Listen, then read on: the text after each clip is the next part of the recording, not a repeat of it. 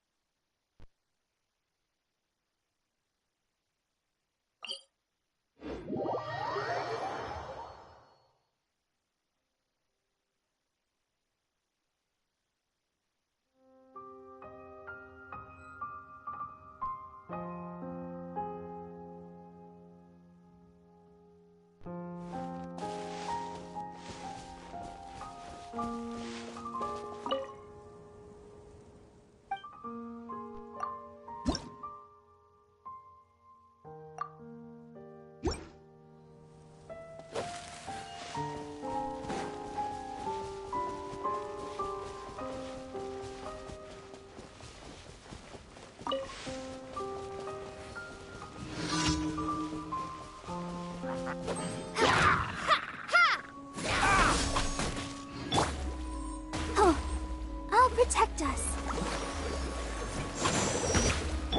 Let's light it up! Teamwork is dreamwork! Yeah! Didn't see that? Cool it! Don't get frostbite. Dodge this!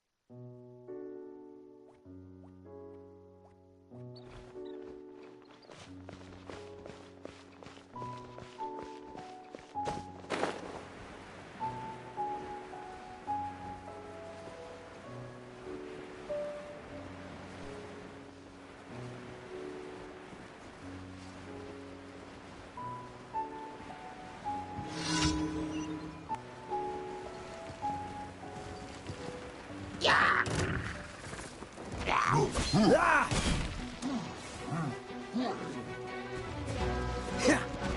Cool it!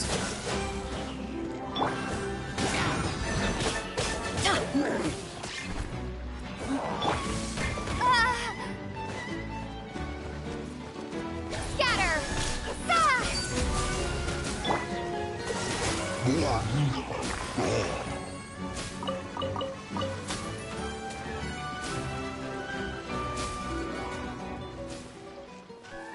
Dodge this!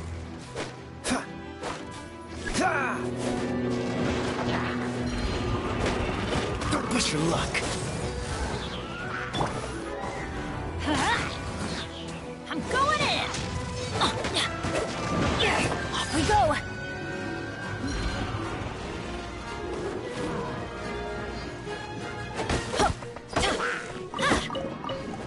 Adventure time! Cool it! Ha! Ah! Ha!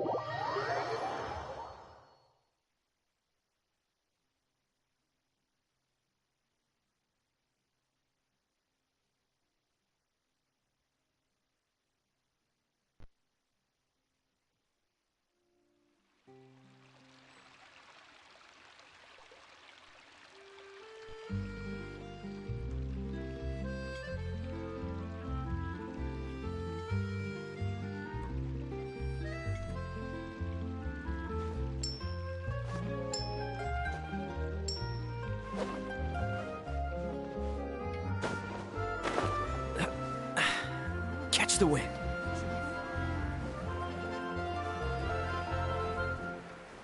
Ha!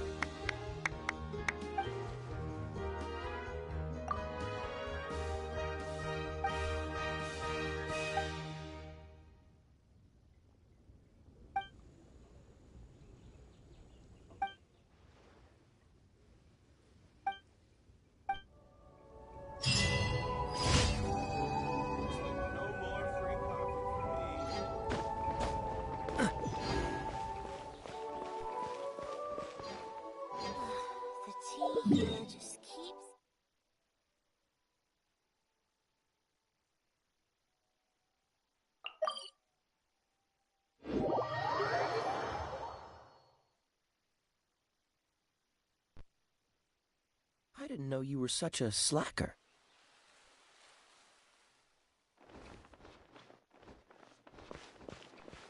Ad Astra Abyssal.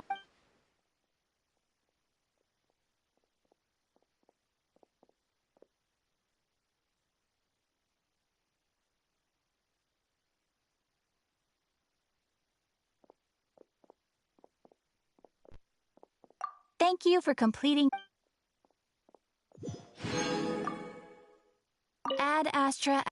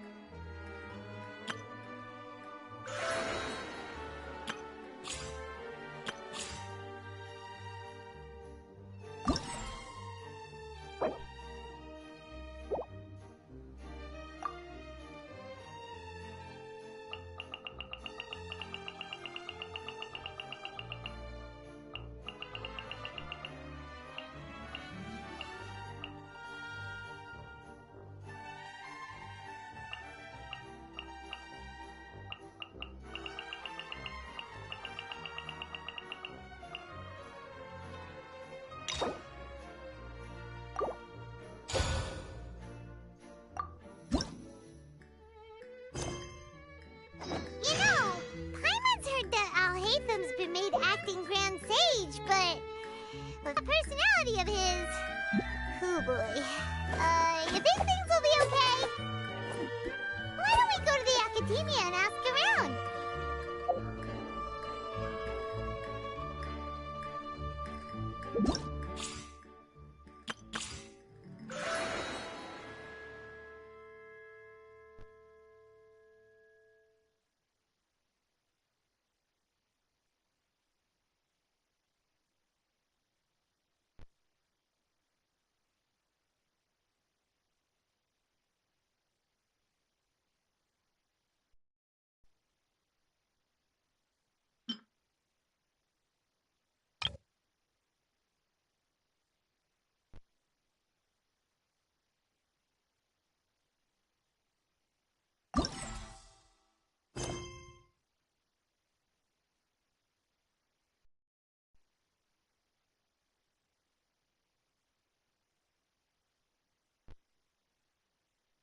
Come on, let's get moving. We're not frozen in place after all.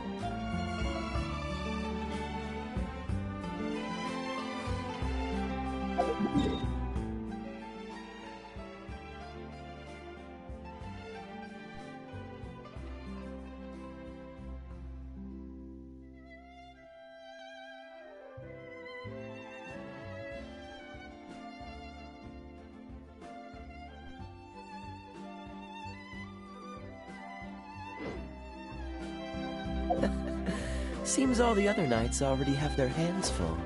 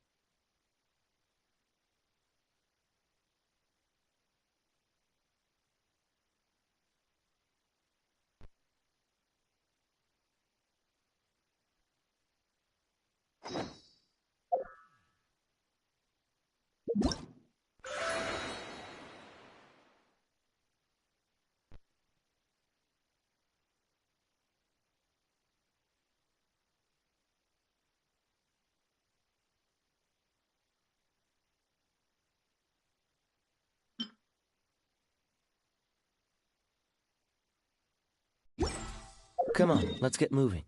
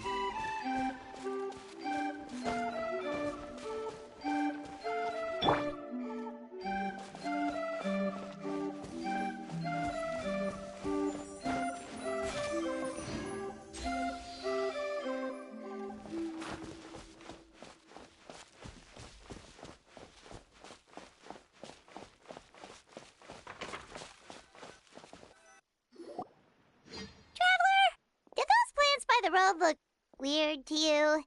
It almost looked like they were made of paper. And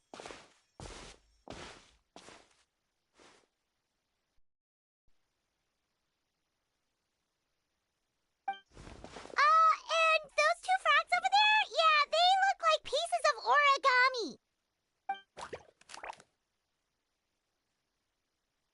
Oh, by the shade of a lotus leaf stream, don't tell me you forgot how to jump! I didn't forget, Firecracker. I'm just not sure if what I remember is correct. Next thing you know, you'll have forgotten how to sing, much less notate a score.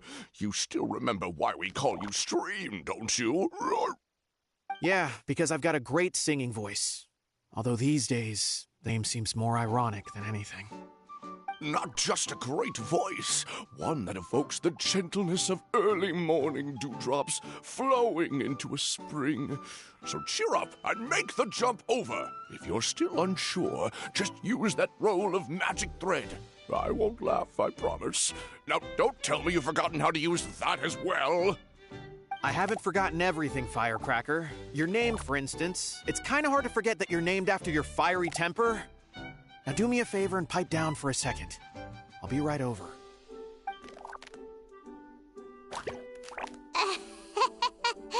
You saw that too, right? Paimon's not seeing things, is she? This place is getting more confusing by the second. Anyway, why don't we go after those two frogs? They didn't look evil or anything. Plus, they might be able to help us out.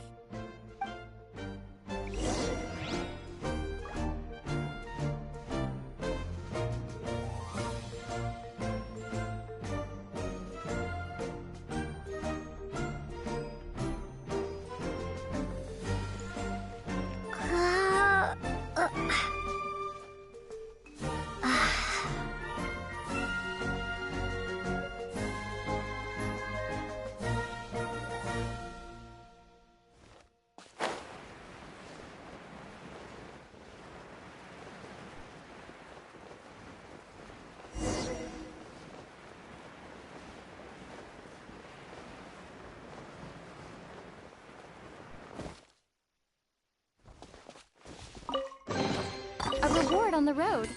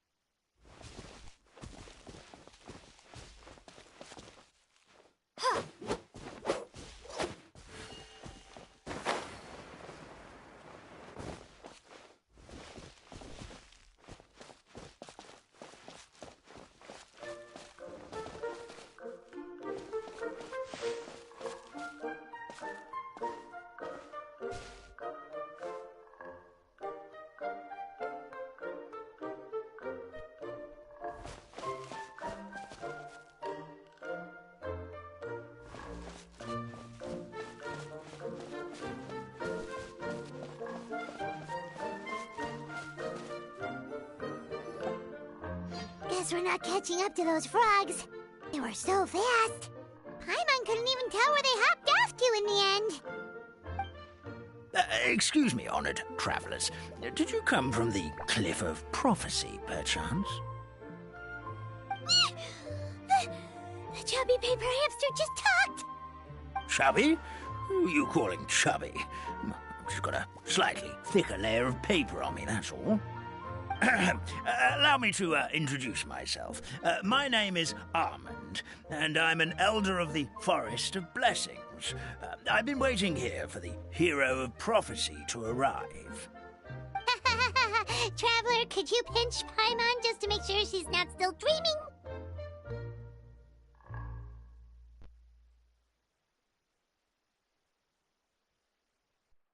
Pinching, you say? Well, I can help with that. Although you'll have to get a little closer. My arms are rather short. That's all right. We just need a minute to collect ourselves. Okay, let's think things through. We know for sure this isn't the world we're familiar with. The talking paper animals and all the paper trees and plants make that pretty clear. The hero from another world, supported by their companions, shall restore peace to the world. That is what the prophecy says.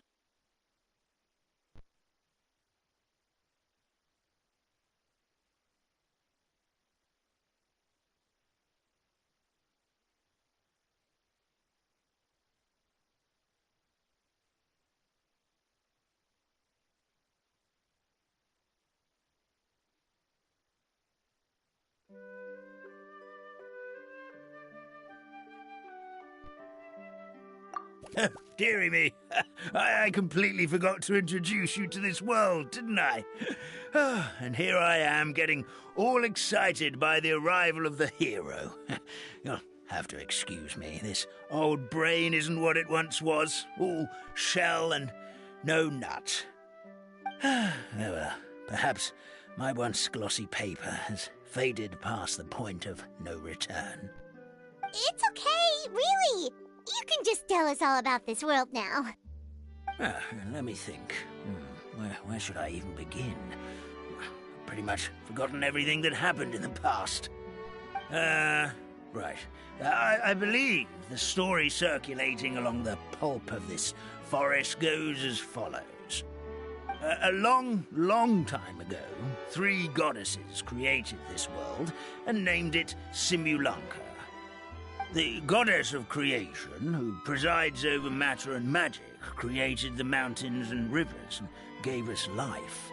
Her powers also paved the way for Simulanka to exist in numerous worlds. After the goddess of creation came the goddess of prophecy, with dominion over the stars and the course of fate itself. She induced the sky to spin and the earth to move. Even to this day, her statue still stands tall at the highest point of Constellation Metropole. The final goddess was the goddess of fate, she who reigns over all treasured tales and dearest wishes. She bestowed upon us the fierce and everlasting feelings of love and hate, and showed us the meaning of death and hope. Whoa, they all seem super impressive. Sounds like they really did a lot. Of course. All new residents of Simulanka come to the forest to thank the goddess of creation for founding this world, and travel to Constellation Metropole to witness the divinations of the goddess of prophecy's numerous oracles. After that, they make their way to the end of the world and tell the goddess of fate about their most cherished dreams. Well, at least that's how it used to be. How it used to be? Did something bad happen?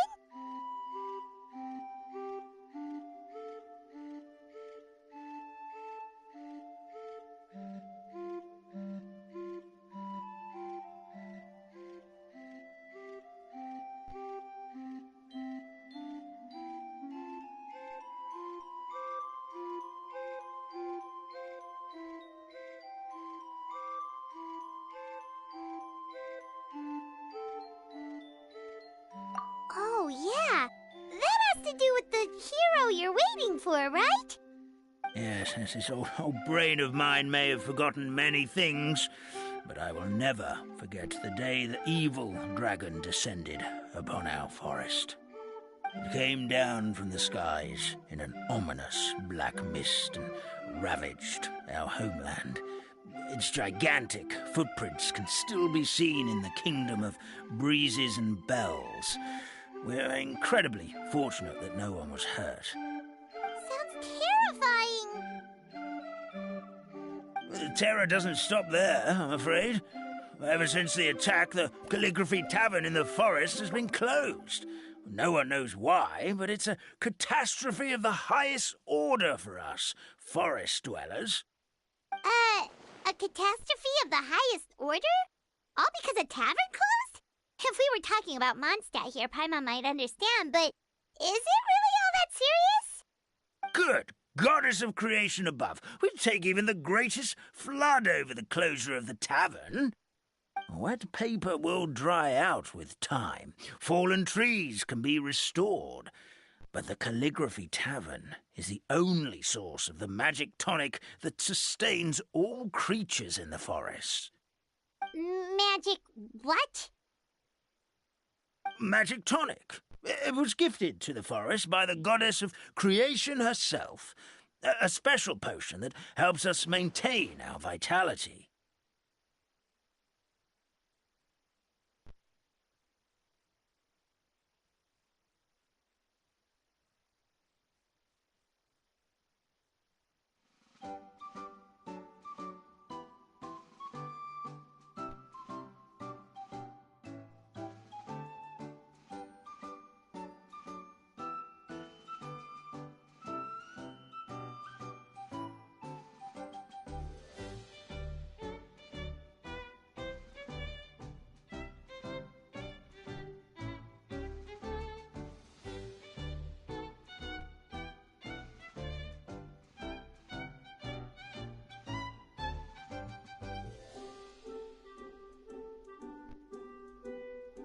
Well, our bodies will gradually crumple and become brittle until they eventually disintegrate entirely.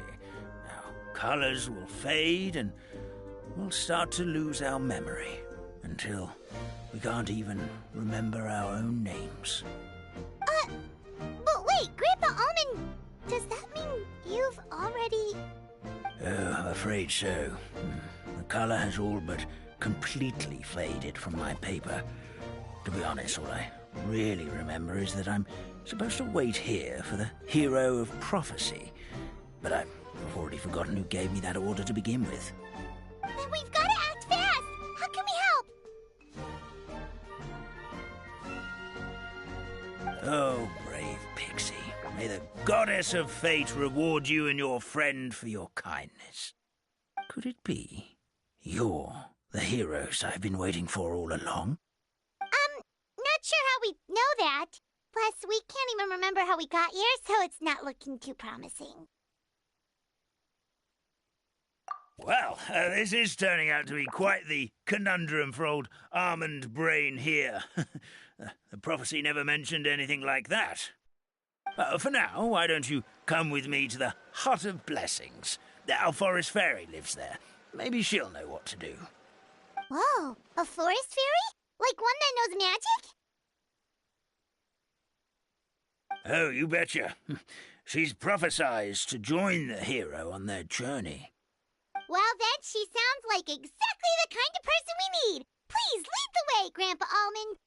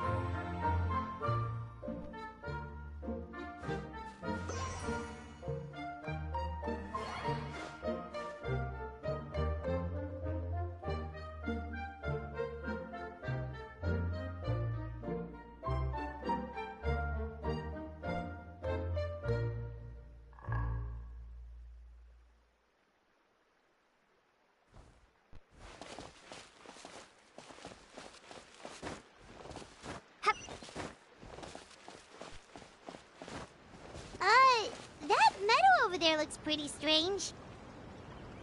That's what the Calligraphy Tavern looks like. Now it's lost all of its color.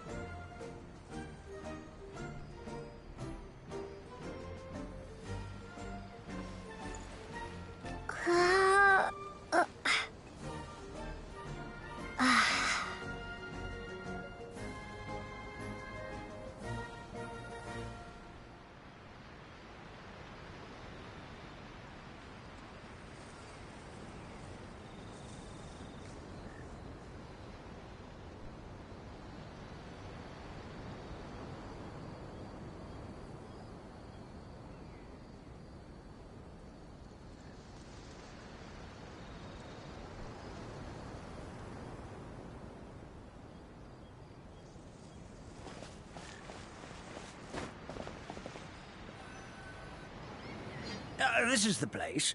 If you could just wait a moment, the ferry should be... Traveler! Paimon! Paimon knows that voice! It's really you! I'm so happy to see you!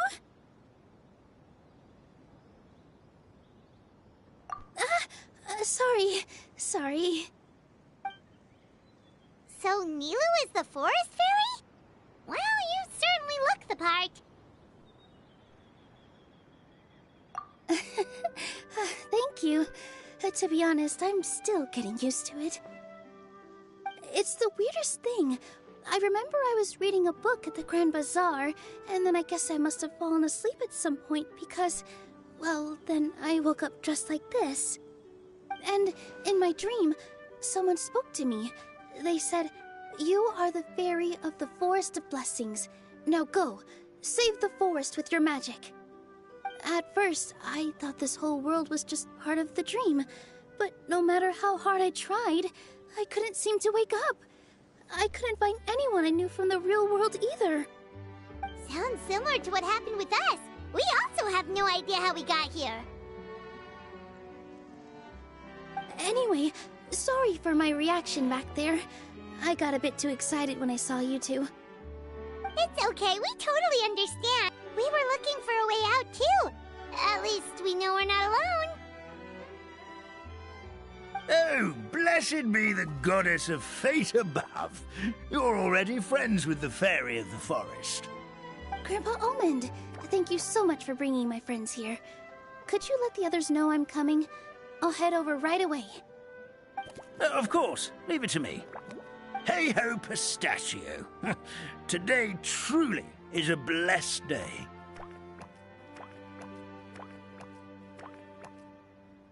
Wow, Nilu.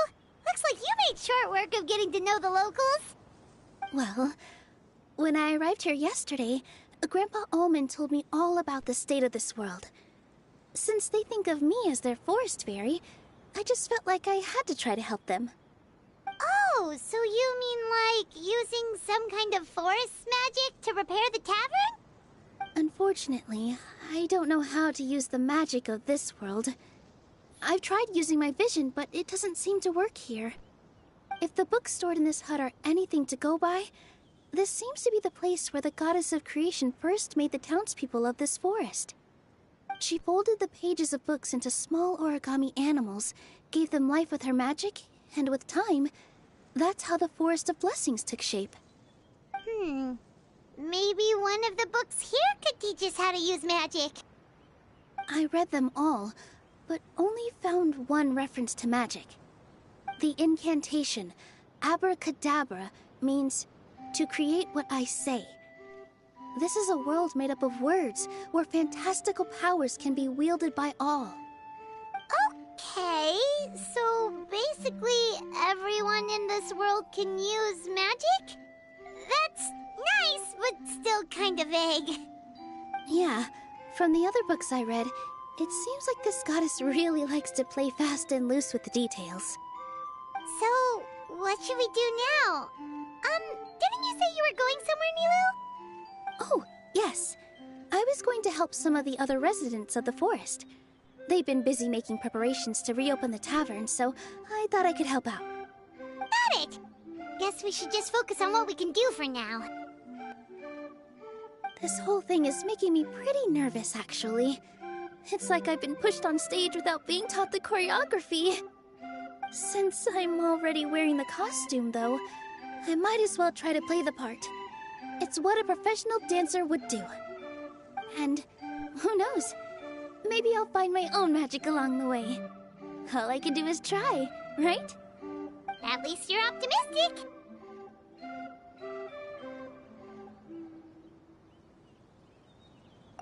Thank you. Then let's go.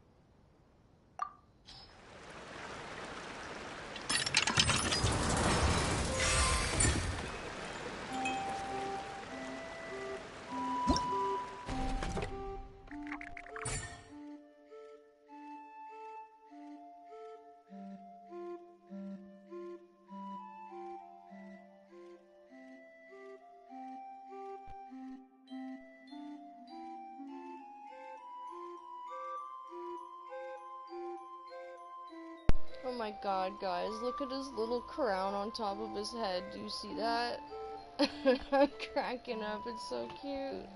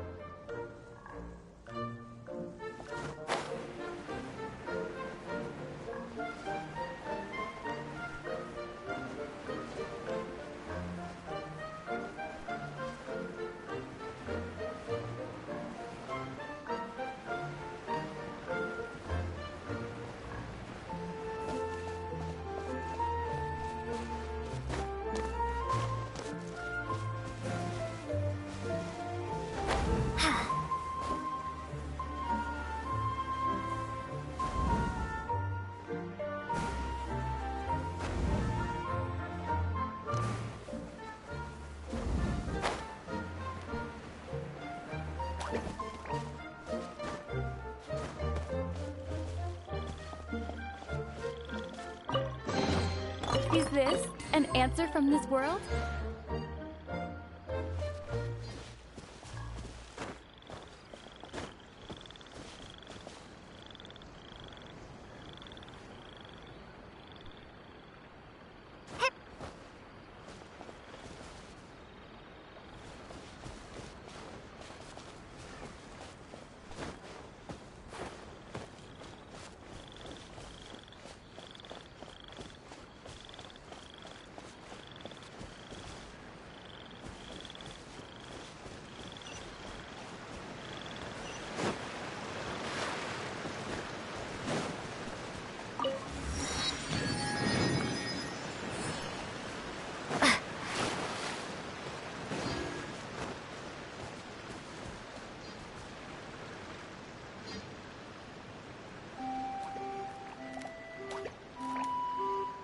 Oh, Stream! Your rhythm is off again! At this rate, it doesn't even matter if the tavern reopens. The band's not even going to get any gigs!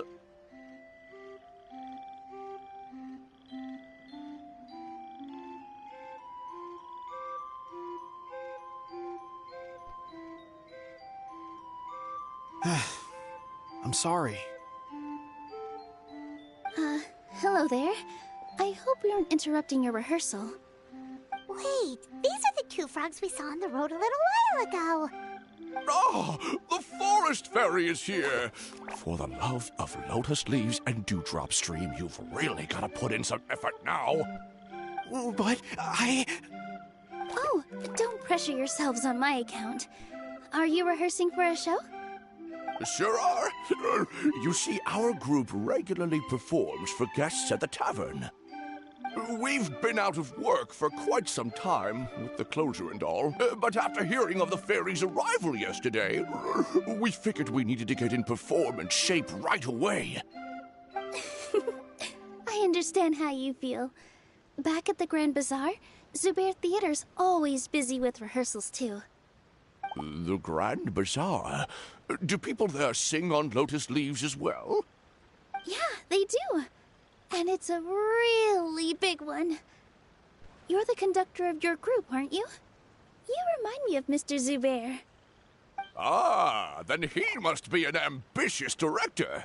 One who would do anything to avoid disappointing a single member of the audience. It's just... Is there anything we can do to help you, Mr. Stream? Oh, no. My problems are mine and mine alone. It's just... after the tavern closed, I somehow forgot how to sing. I'm always a few beats behind everyone else, and I keep singing out of key. You were our trump card, our best singer by a mile. I know, but... So he is a victim of the fading disorder too? Don't be sad, Mr. Stream. Whenever I've forgotten important dance steps in the past, my friends at the Grand Bazaar always stick by my side to encourage me. They smile and patiently tell me everything's going to be okay. Then they play the melody for me over and over until the steps finally come back to me. Now it's our turn to help you. We just need to help you remember how to sing, right? The Traveler's got a great sense of rhythm. We can help keep you in time. Well, what do you say, Stream? I think it's a great idea.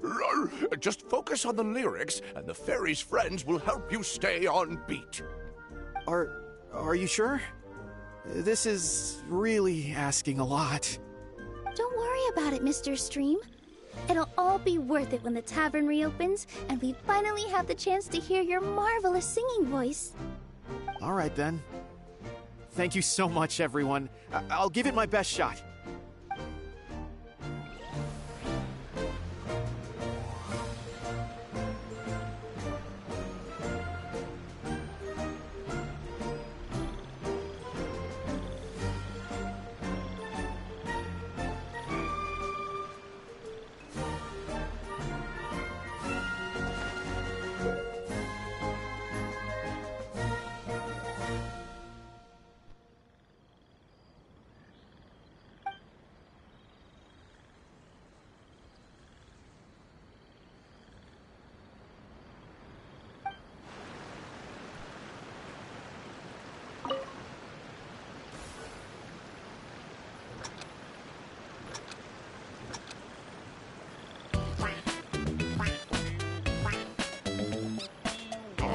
Oh, good. Your rhythm is off again. Excellent. Perfectly in time.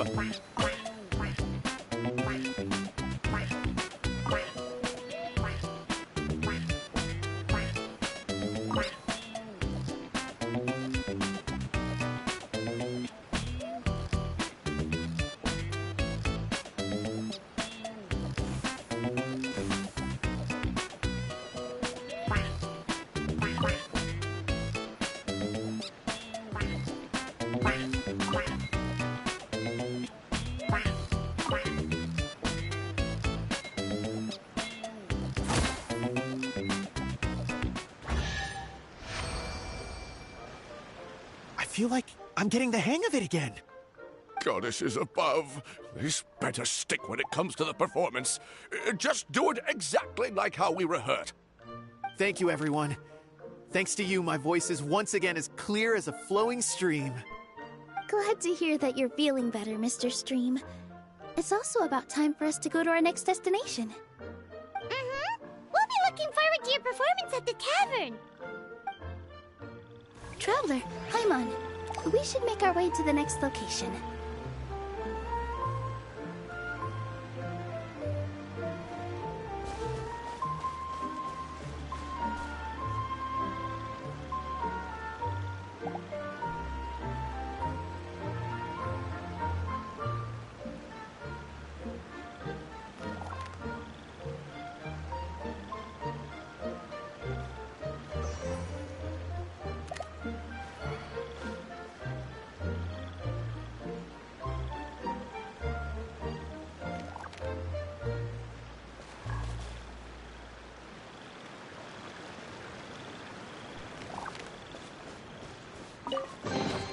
A reward on the road.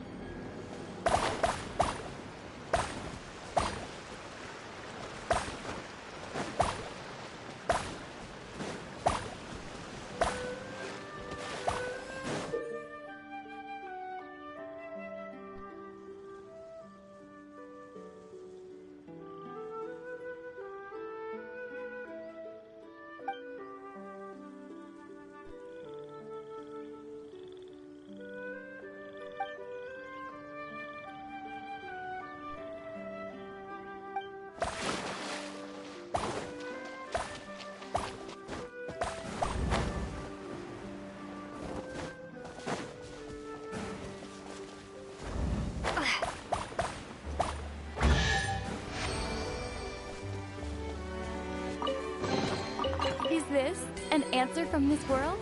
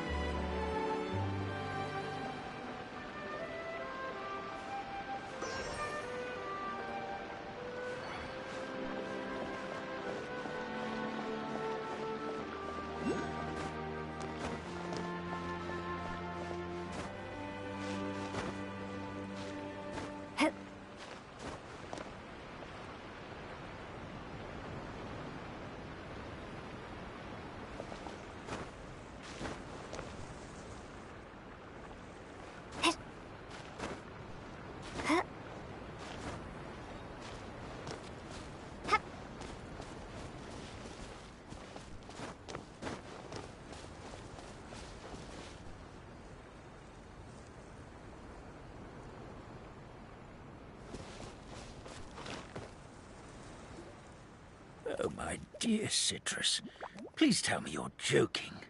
We can't have you out of commission with the tavern about to reopen. I'm sorry, Grandpa Almond. It's the truth. I was just too excited for the reopening and must have fallen asleep in an awkward position. Grandpa Almond, we're here to help. Oh, hazelnuts on high. You could not have come at a better time. Please allow me to introduce you. This is the bartender of the Calligraphy Tavern, Miss Citrus.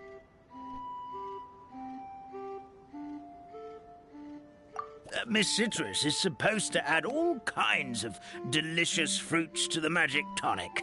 Her additions are what turn it into the finest brew in the land. She's indispensable to the operation of the tavern. I appreciate the kind words, Grandpa Almond, but... Ow, my neck. Are you alright? Terrible timing. Getting a kink in my neck at a time like this? Could you give my tail a little twist? That should help free up the movement in my neck. I would do it myself, but I can't reach my own, and Grandpa Almond is too old and as light as a feather. The neck and tail are connected? Of course they're connected. Just like how you can't have a rainbow without rain. Anyway, you just need to position me at the right height to pick the fruits. And then put them in the barrel over there.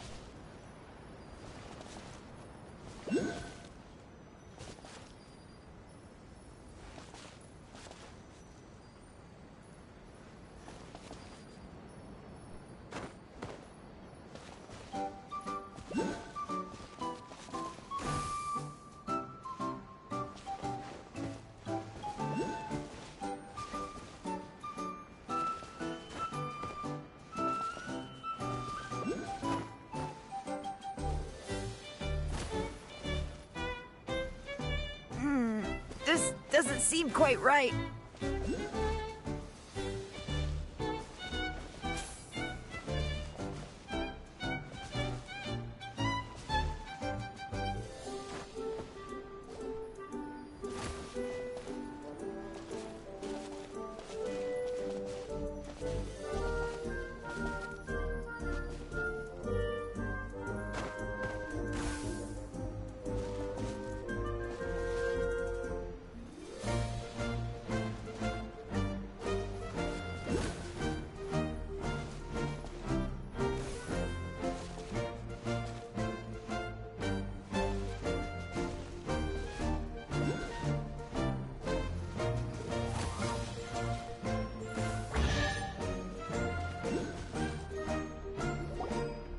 Perfect!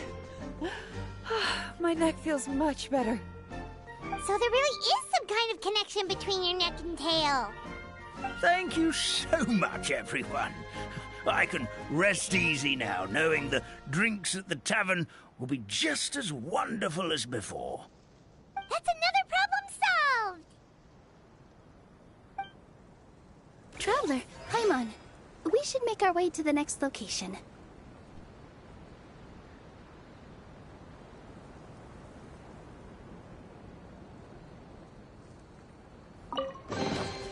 I'll keep this close.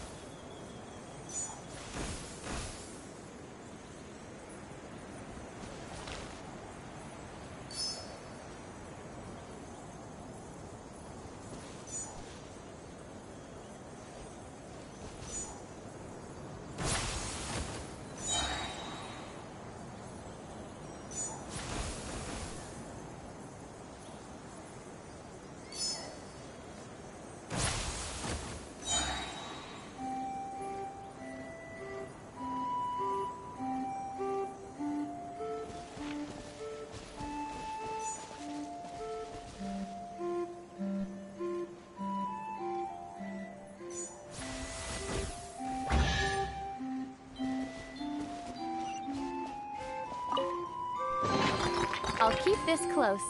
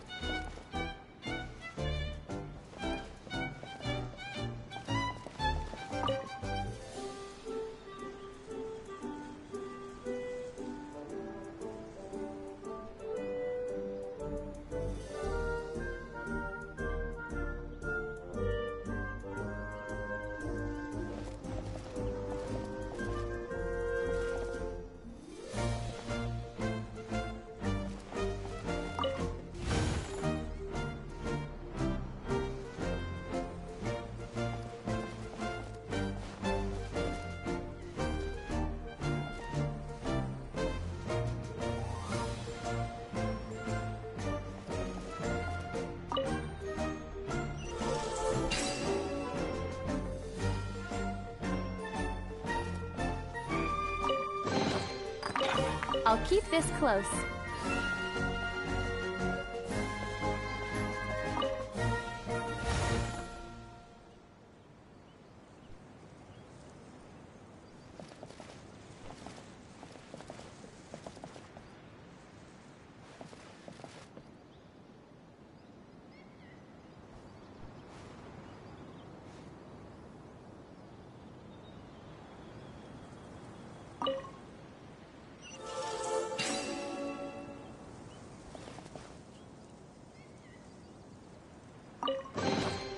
A reward on the road.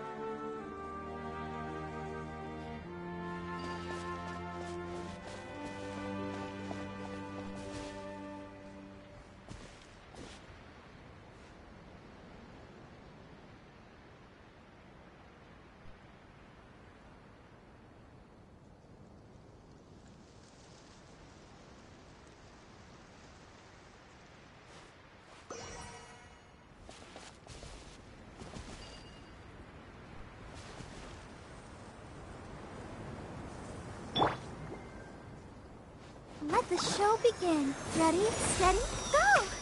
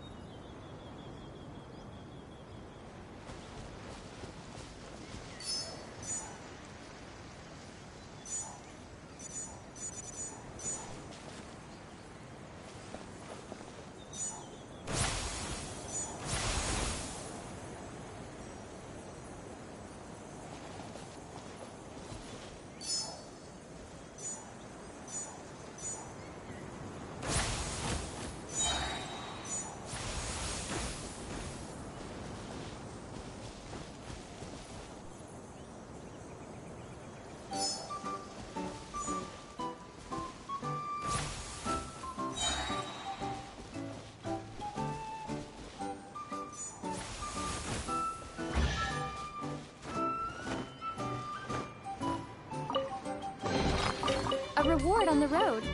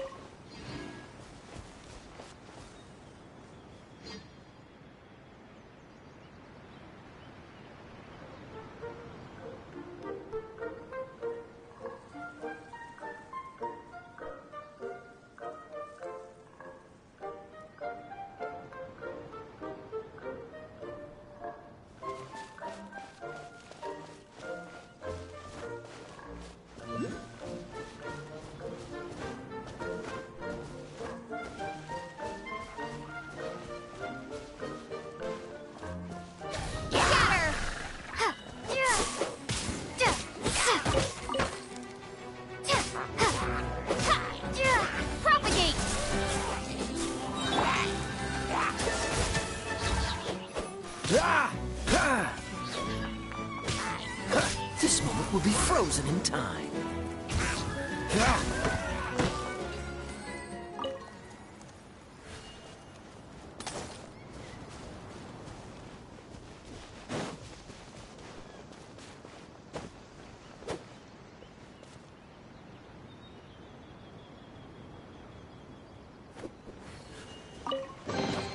Fascinating.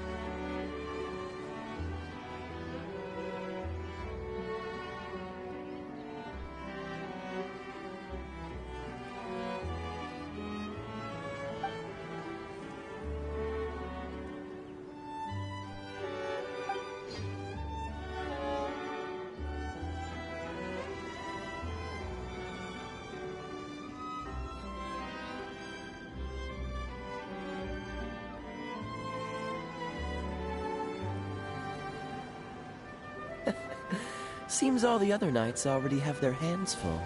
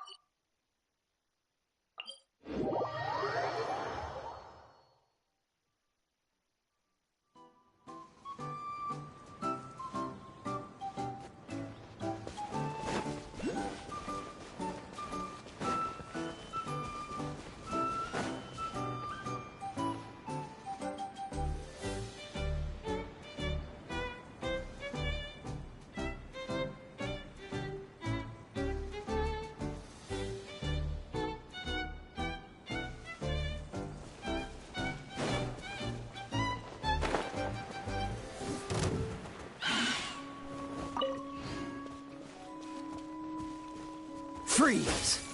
Ho! Scatter! Spring forth!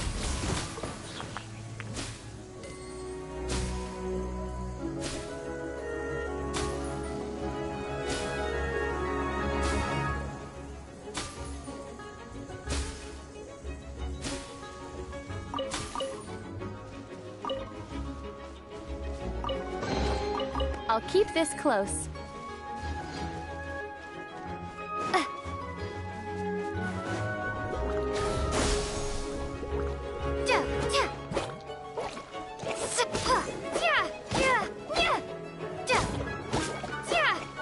Let's dance.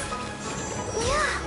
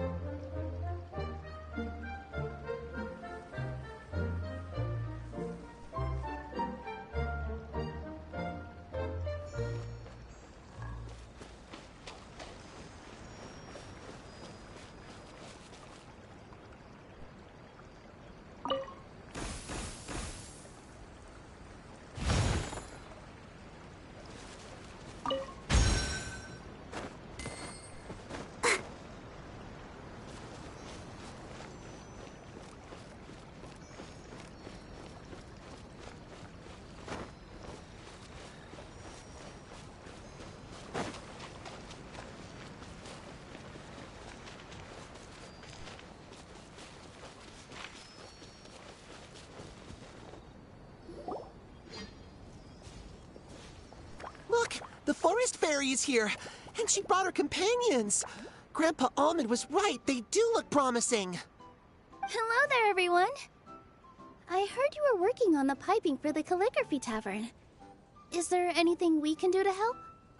Oh, we wouldn't dream of troubling you with our petty problems, my lady. Don't you worry. We have it all under control. You sure about that? Because from where Paimon's floating, the piping is looking pretty chaotic. Yes. We have my careless friend to thank for that. He promised we could leave the pipe connecting to him, and, well, the results speak for themselves. Hey, I just wanted to inspect each pipe. This is the network the magic tonic has to flow through. I was just trying to be thorough, so I disassembled the whole thing. Yeah, and now you've forgotten how to put the thing back together. Have you been eating too many nuts again? 'Cause you are what you eat. Please don't fight. I know everyone wants the tavern to reopen as soon as possible so that the forest can return to normal. So, why don't you let us help out? Yeah, we're here anyway, so we might as well be helpful. We just need to reassemble these pipes, right? Well, if you're offering...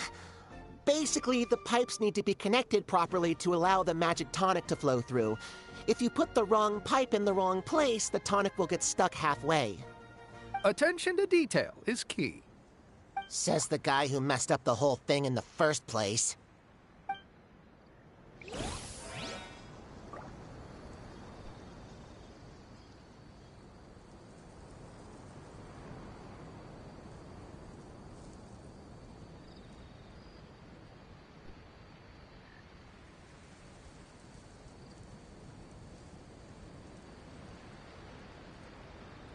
La da da da da da da da da.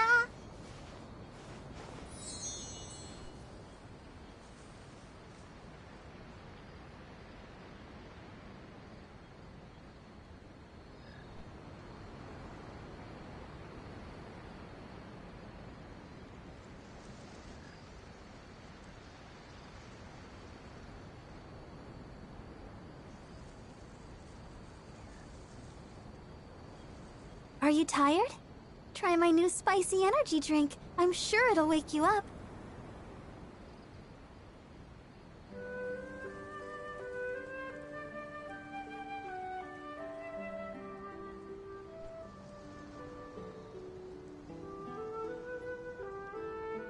La da da da da da da da da.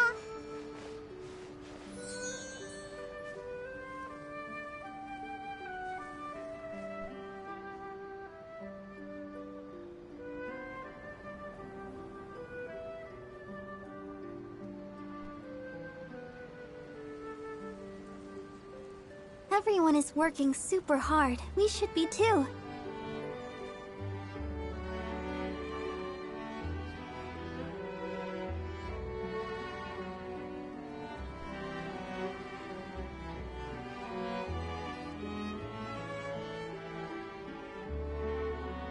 I wonder when I'll be as tall as my big sister.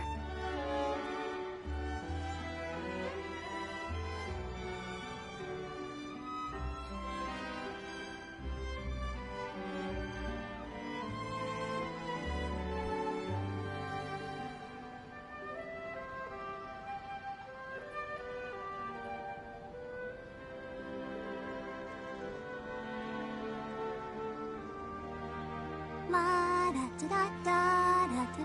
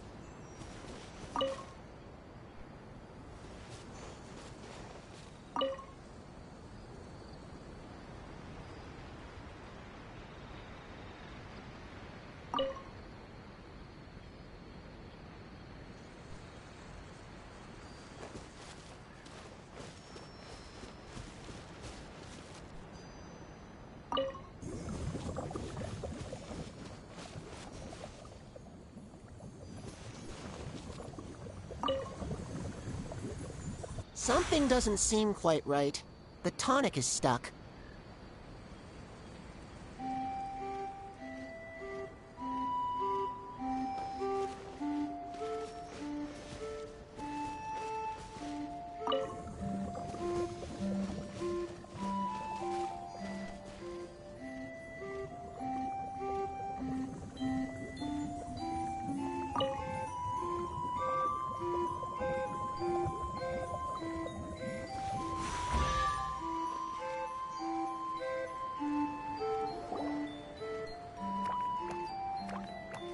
Oh, amazing! You did it!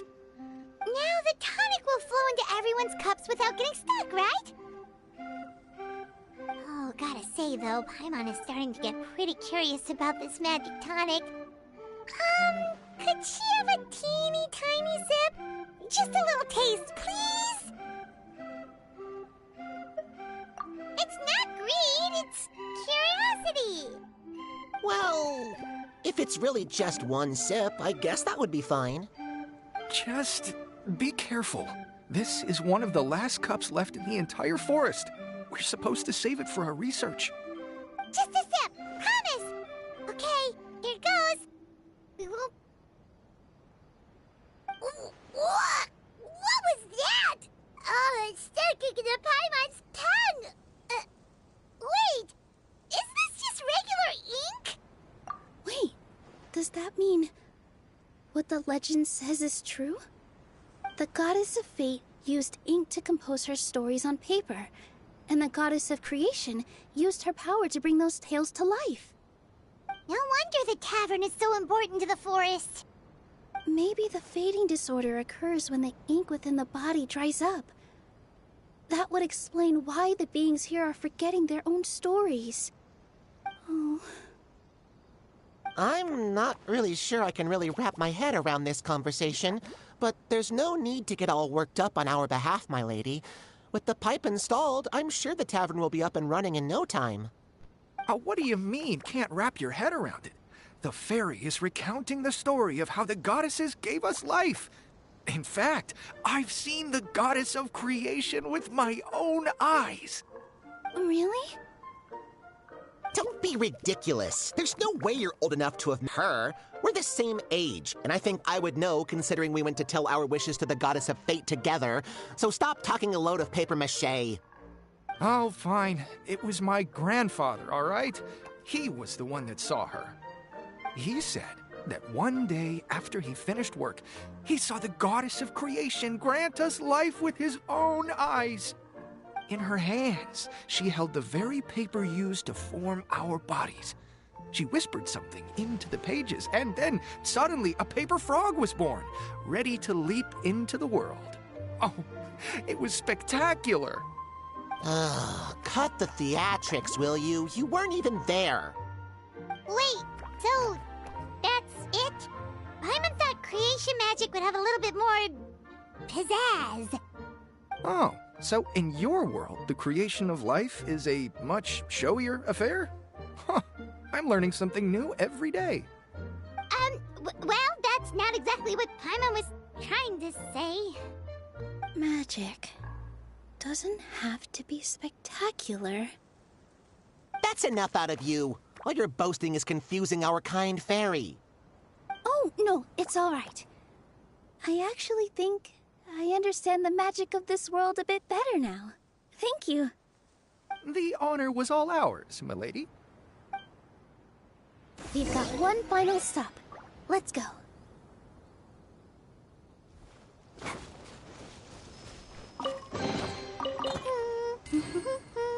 Things are going so smoothly today.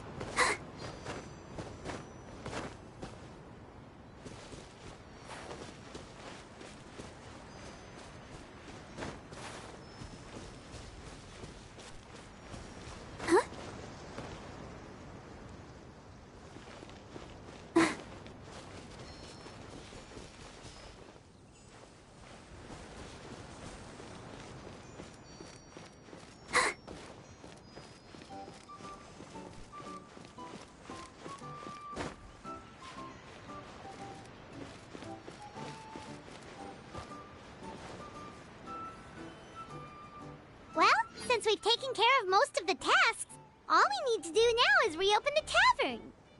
But we still don't know how to use the magic of this world. We don't even know why the tavern closed in the first place. Oh, what about the method that one hamster mentioned? You should try it, Nilu. You mean the creation magic his grandfather saw outside the Hut of Blessings? I wonder. How exactly did the goddess of creation give them life? Maybe you don't need to understand it. Just give it a try. Everyone here calls you the Forest Fairy. Maybe you have the magic powers already and you just don't know it. In other words, this forest is a stage. And all I need to do is step out into the spotlight? Sounds just like a fairy tale. Well, we are surrounded by talking origami animals and magic potions after all. Almost seems like anything's possible in this place. You're right, Paimon. We won't know anything unless we try. In that case, let's see.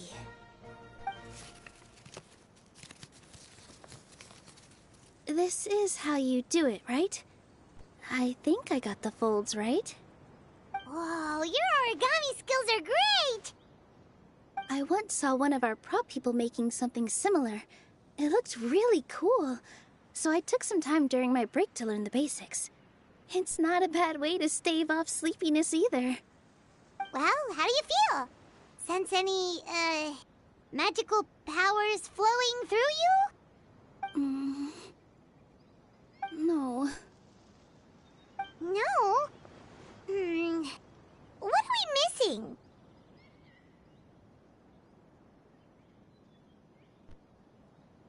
Magic words? But how am I supposed to know what the goddess said to bring them to life?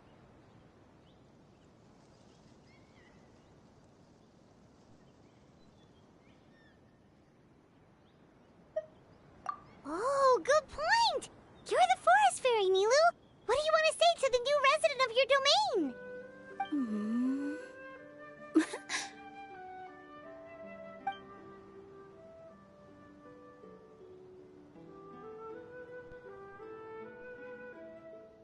I bestow upon you the blessings of the forest and offer you a home in this land.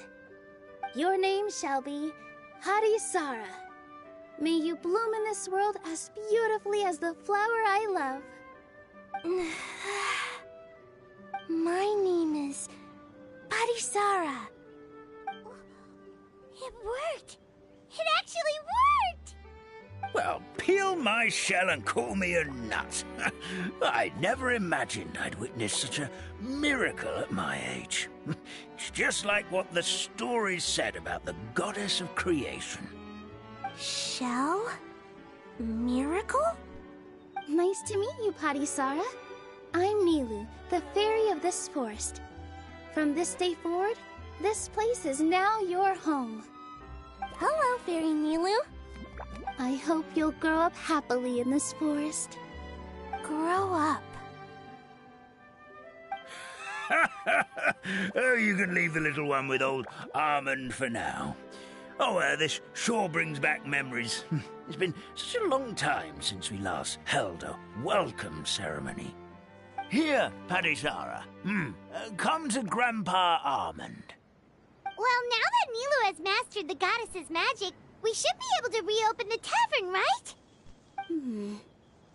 Grandpa Almond, could you send a few people to check the underground space beneath the tavern? Oh, of course. May I ask why? The moment I used magic, I sensed something strange down there. I have a feeling it's connected to why the tavern had to close down. Of course, we'll look into it right away. Make sure you listen to Grandpa Almond, Harisara. Don't go running off on your own. Harisara, listen. Running! Hey, come back here, you! Wait! Yep, that's Nilu's creation, all right. She's got so much energy. Anyway, how did you manage it, Nilu? Well, all I did was say my wishes for her out loud. Maybe the magic is in the words themselves, just like the book said. This place is seeming more like a fairy tale by the second. I mean, or somewhere called the Forest of Blessings, so it kind of makes sense. Well, anyway, Paimon thinks this magic suits you perfectly, Milu.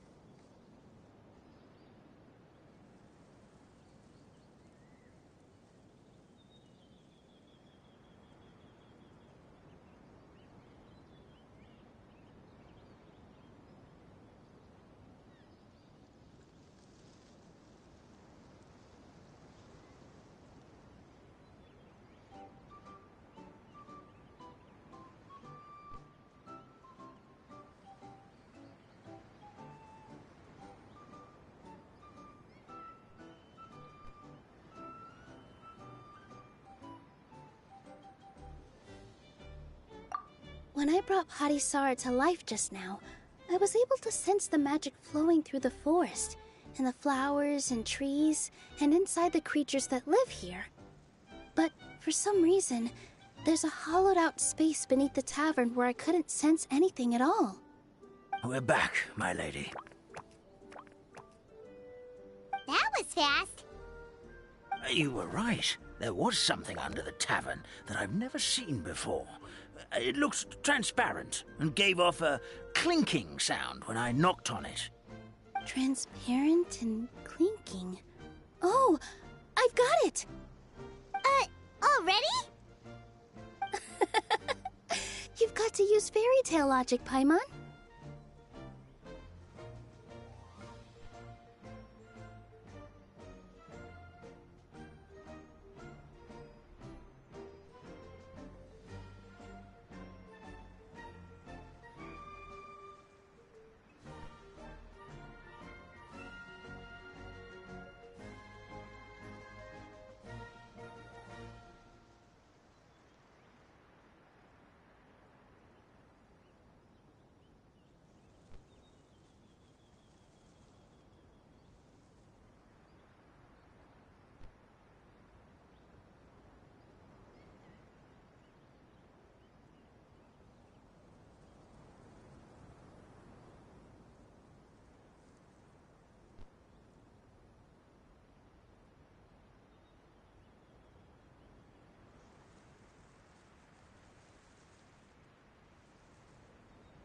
That's right. An empty ink bottle, to be exact. Still remember the taste of the magic tonic you took a sip of, Paimon? Yeah, it was ink. Oh, Paimon gets it now! Traveler, Paimon, will you come gather some ingredients with me? I learned what we need to make the magic tonic back in the Hut of Blessings. Sure thing! What do we need to get? A setting sun that never sets, a dragon that cannot fly, and a moon that only shines at night. Where are we supposed to find crazy things like that?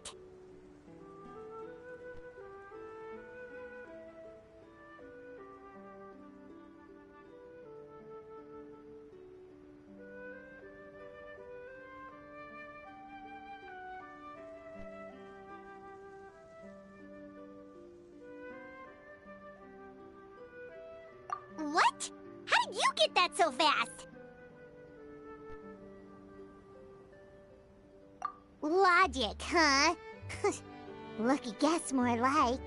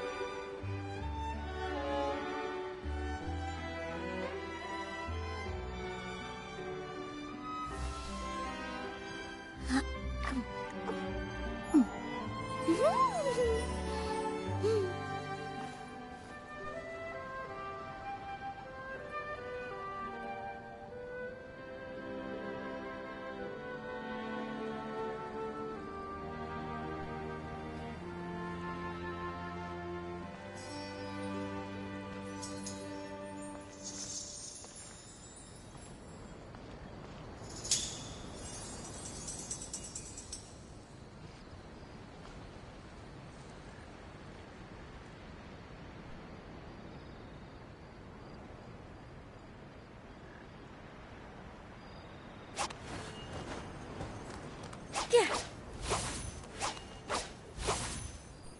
Here.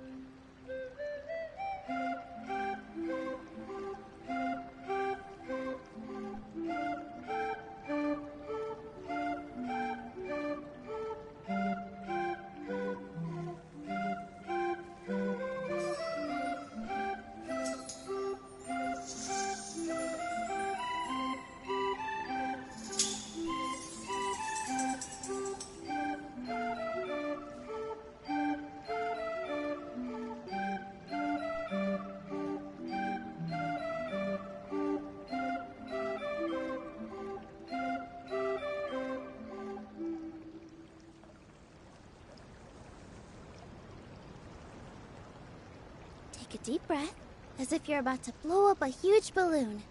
Exhale all your sleepiness into it, and then, poof! It's now flying away.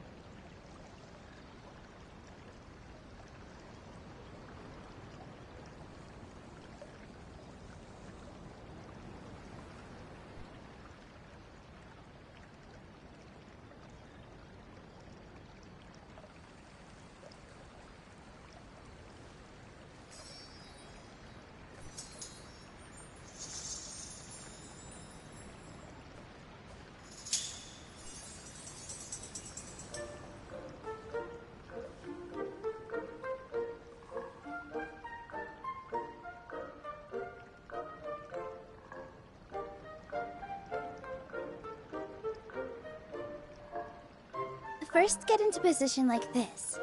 Then move like that. Yep, that's it.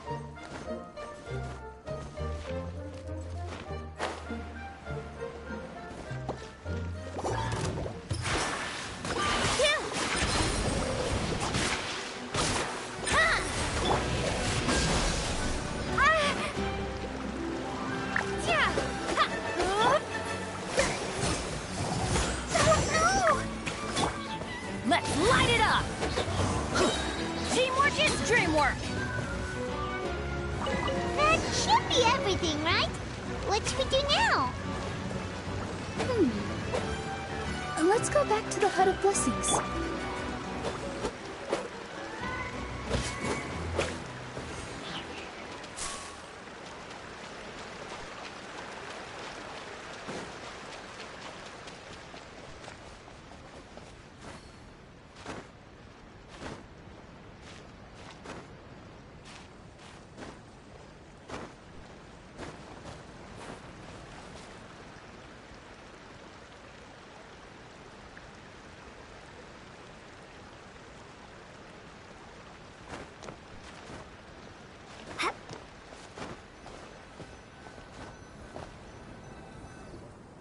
Give me just a second. I'm gonna go fetch an ink bottle from the other room. Paimon doesn't get it. All the ingredients are super tasty, but somehow the final product turns into ink. Well, anyway, Paimon's not going anywhere near this stuff this time. Not even if you bribed her. Sorry to keep you waiting. Let's see. According to the book, first you do this, then this, and then... It's done!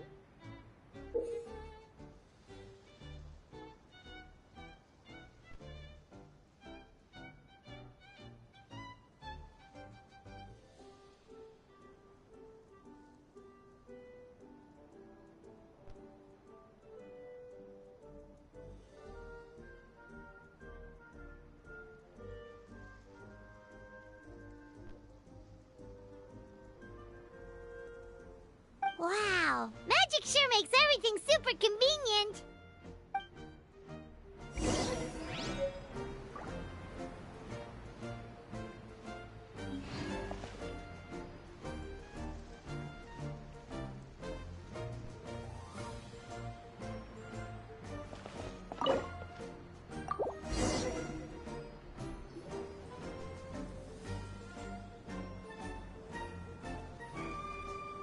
Yes, this is it. This is exactly the magic tonic we need.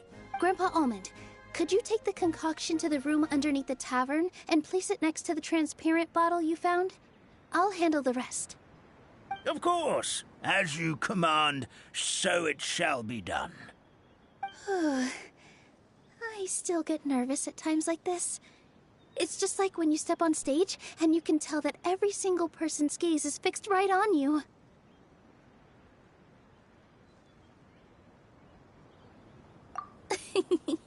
Thanks, you two. I can't tell you how great it is to have you by my side. Almost makes me feel like I've been blessed by the goddess of fate, too. Let's go. We shouldn't keep everyone waiting.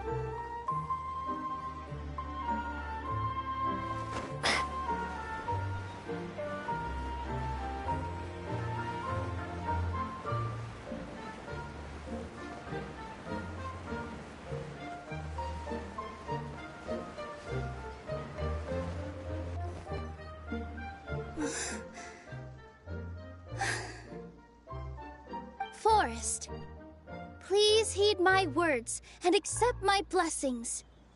May your spring of wondrous magic never run dry. And may all who call you their home lead happy, fulfilling lives.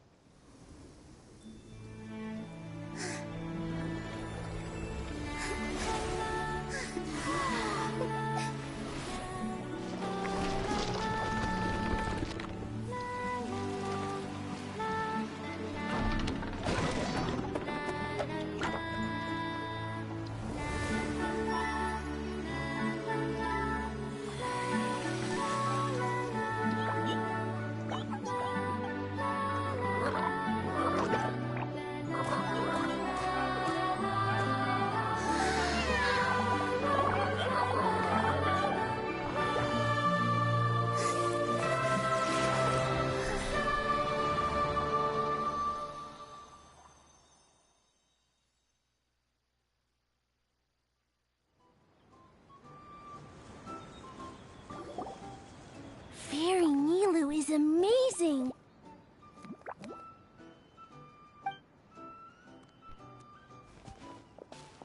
Wow, it's so pretty! What a beautiful cavern!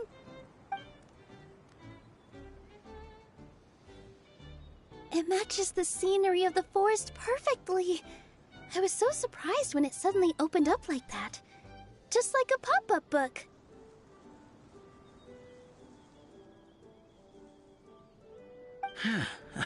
I remember now. I remember everything. It was me. I was the one who went to the top of Constellation Metropole and witnessed the goddess's prophecy. The hero who shall save this world will descend upon the cliff of prophecy. The hero, supported by their companions, shall restore peace to this world. So the prophecy really did have all the answers. You just forgot the first half. That's why I was waiting near the cliff of prophecy. Wonderful. Simply wonderful. There's still some hope left for old Armand after all. Is the Cliff of Prophecy that place with the huge mural? 'Cause that is where we woke up, but we don't remember anything about how we got there. Also, we didn't get a change of clothes like Nilu. Are we definitely the heroes? If not you, then who else? You've already helped the fairy revitalize our forest. To us, that makes you heroes, prophesized or not. All right. Either way, we're going to keep adventuring, even if it's just to figure out how we can get back to our world.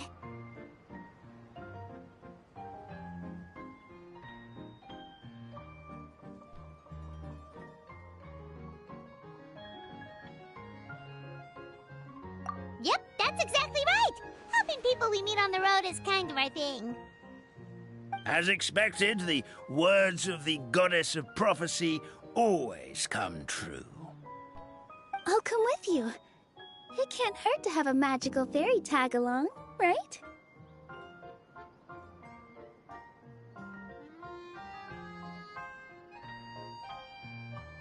Heroes and fairies, dragons and new adventures. This is sounding more and more like a fairy tale by the second. I would say your next stop should be Constellation Metropole. It's Simulanka's most prosperous city, just across the sea. Once you've arrived at the Astral Garden at the highest point in the city, maybe you can try seeking divine counsel from the goddess of prophecy herself. Are you leaving, Fairy Nilu? I'm afraid so. There are still other people who need my help. I won't go far, though, and I'll come back to visit the minute I have time to spare. So be a good girl, Patisara, and help out Grandpa Alma whenever you can, all right? Mm-hmm. Got it. Patisara will wait here for you. That's a good girl, Patisara. I almost forgot. If Constellation Metropole is where you're heading, you'll need to take the Maritime Express. I'll head to the station first thing tomorrow morning and wake up that lazy station master for you. Why don't you take a break for the rest of the day? You should savor the beautiful scenery of the forest before you go. Sounds great! Paimon definitely feels tired after being on the go for so long. There's a spot in the tavern with Paimon's name on it. Oh, sounds like someone's ready to order. Oh, well, if you're offering, Paimon will take a glass of Buell fruit tonic. But hold the tonic.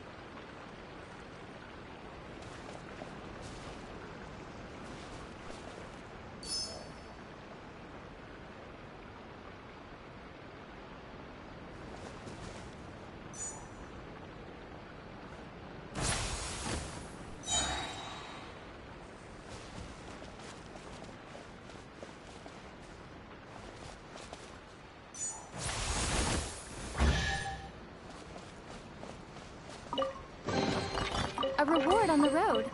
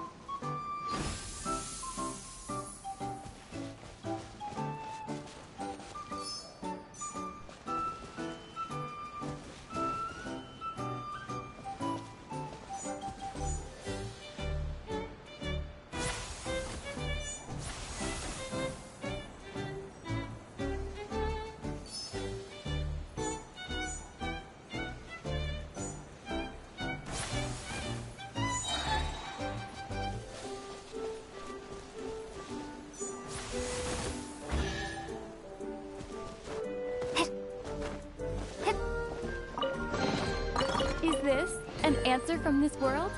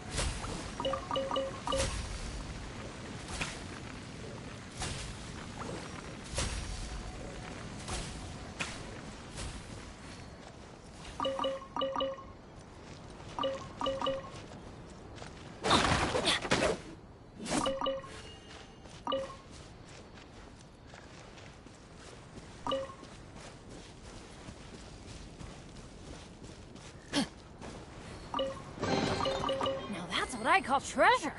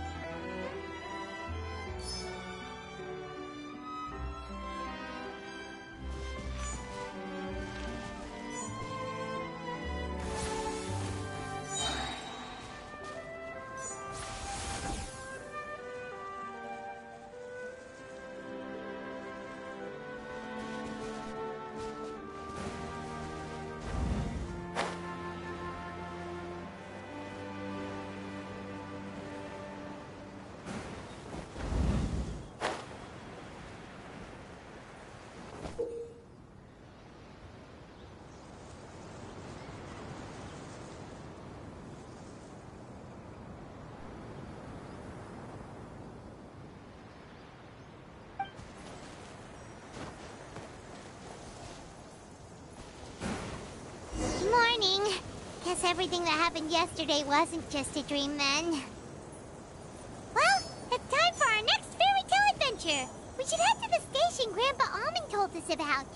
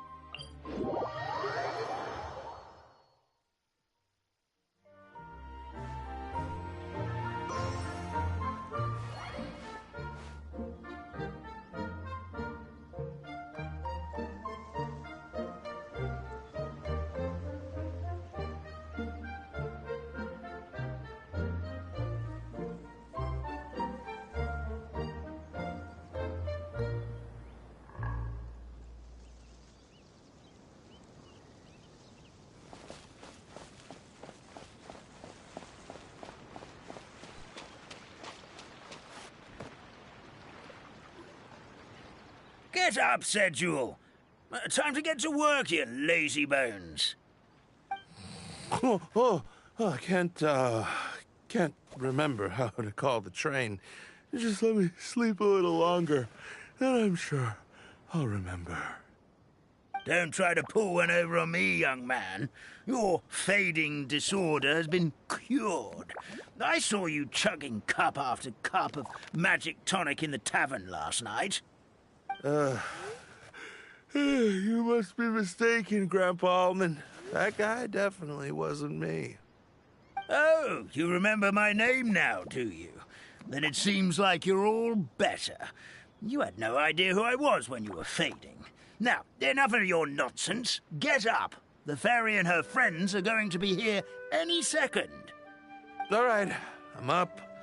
The Maritime Express should be here soon. That's more like it. Lie there any longer and you'll start gathering dust. Is everything okay? The hero, her pixie companion, and the forest fairy. I didn't know you were already here. Oh, merciful macadamias. I'm sorry you had to see that. Oh, it's all right. Paimon knows the feeling. Who doesn't want to sleep in first thing in the morning? Does the Maritime Express run out of Constellation Metropole? Yes. Each train needs a conductor to operate, and the conductors are always from the capital. The more difficult maneuvers are a little too complicated when you're made of paper. Oh, so you mean the people of Constellation Metropole aren't origami animals like you? Well, the city welcomes visitors from all over the world, so you're bound to run into some forest dwellers there. But yes, generally speaking, the residents of Constellation Metropole look quite different from us. You'll see for yourself soon enough. Here comes the train.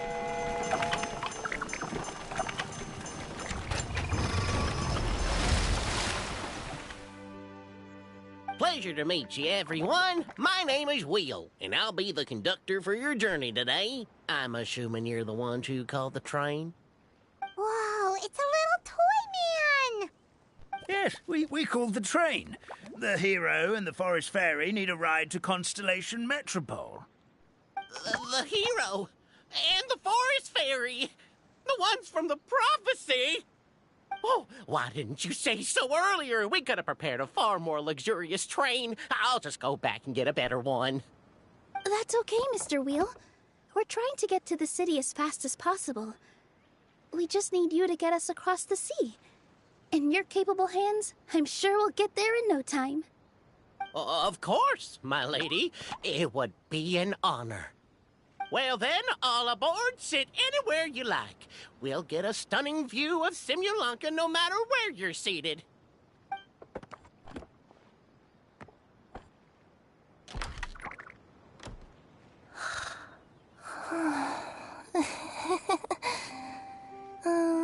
Breakfast. Did one of you just say something?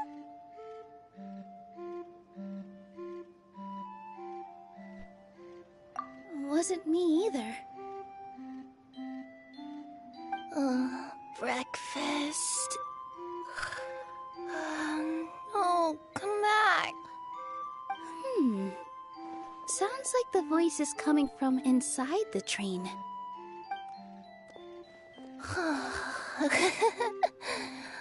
Fish. Chicken drumsticks. Oh, gotcha.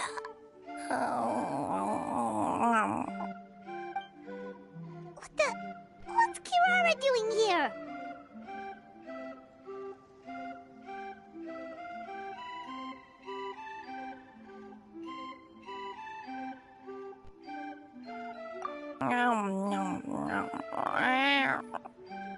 Is she a friend of yours? Oh, let Paimon introduce you. This is Kirara. She's... Oh, wait. Actually, maybe we should wake her up first. So noisy. Is it morning already?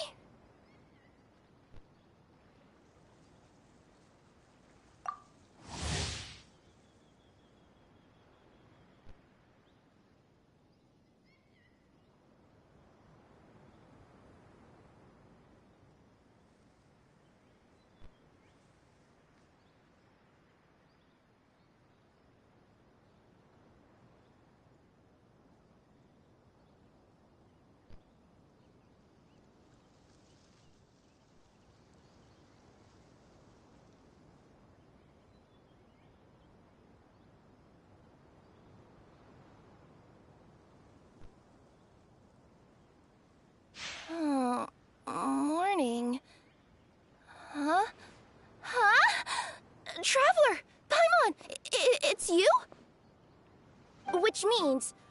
Oh, thank goodness. It was all a dream after all. Oh, gotta hand it to my imagination. It all felt super real. There were these toy people, but they were alive and they could talk. Madam, sleeping overnight in the train car is prohibited.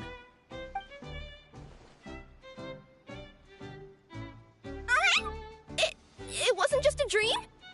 It's all right, Kirara. Apparently we're in a world called Simulanka. We got here yesterday, too. Simulanka? So, that's what it's called.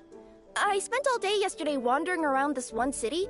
The toy people called it Constellation Metropole. I was trying to find a way to get back home. I was seriously starting to think I had gotten on the bad side of some great yokai and gotten swallowed whole. Ah, I take it you're Inazuman then, Miss Kirara? She sure is. But, Kirara here is kinda special. Let Paimon introduce you for real this time.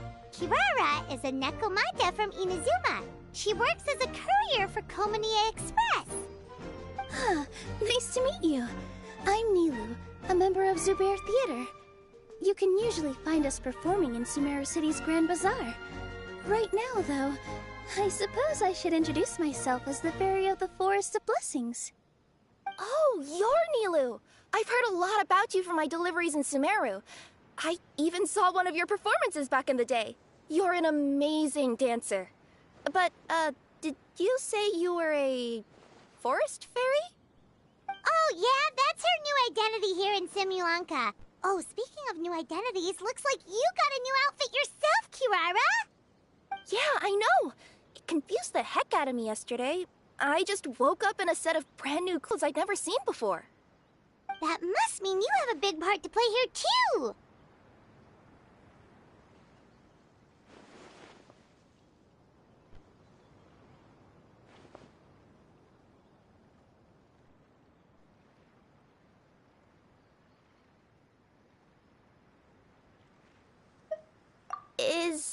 Is that a thing? I guess I am wearing a pair of boots, but still. Did you by any chance hear a voice speaking to you before you got here, Miss Kirara? A voice... Oh, yeah, I did hear something, but I was so freaked out my tails got all tangled, so I, didn't catch much of what was said.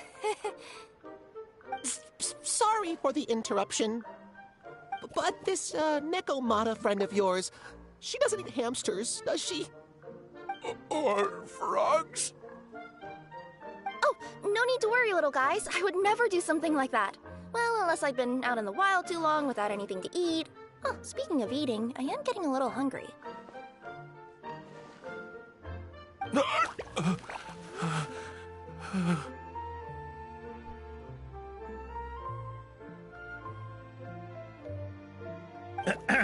Where are your manners, everyone?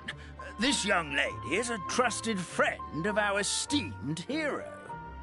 Now, I know a fear of felines is etched into us with ink, but I'm certain Miss Nekomata in boots here means us no harm.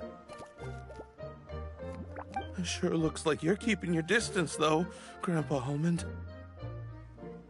You will have nothing to fear, I promise. I met some origami animals in Constellation Metropole yesterday, and I even made sure to retract my claws so I didn't hurt them by accident. Plus, you all look just about as tasty as the cardboard boxes I deliver. Not that I'd try to eat you even if you did look tasty. Promise. Please excuse us, Mom. It's just an unconscious reaction. Dear passengers, it's almost time for us to depart. Oh, yeah, that. Whoops. This turned into a pretty long conversation, didn't it?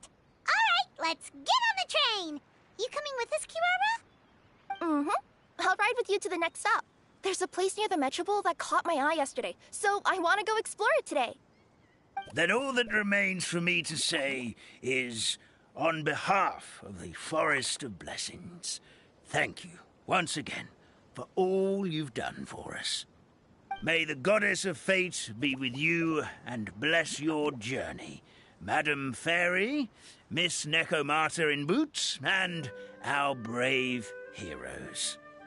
Please do visit us in the Forest of Blessings again, once peace has returned to this land. We will. We'll definitely meet again.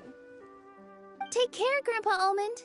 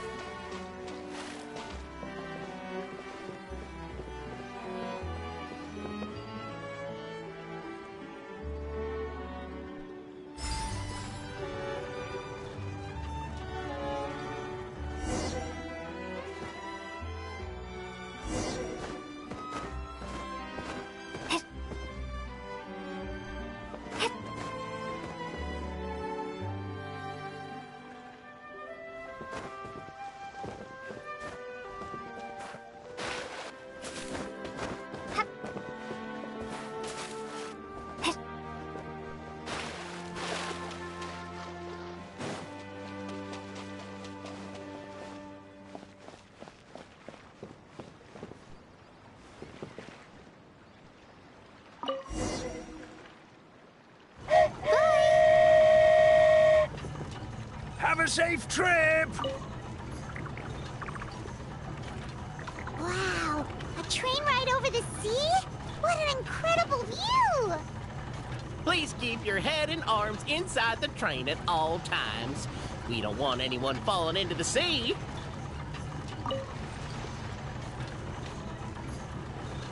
There's a train coming the other way, too! Hey! Now that the fading disorder is cured, I'm sure the forest will be a lively place again in no time. I gotta go explore that forest at some point. It looked so pretty from the train. I just hope they, won't be too scared of me. We'll be arriving at our destination shortly. Please prepare to disembark.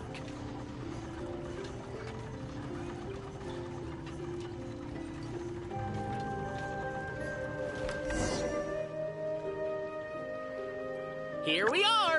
Constellation Metropole is right over there. It's a short walk from here to the Gear Sky Ladder, which will take you right to Metropole Square. And thank you again for choosing Maritime Express. Great! And thanks to you for a smooth and pleasant journey, Mr. Wheel. The train cars were comfortable and spacious, and I had a great night's sleep. I'll definitely be back. As you wish, ma'am.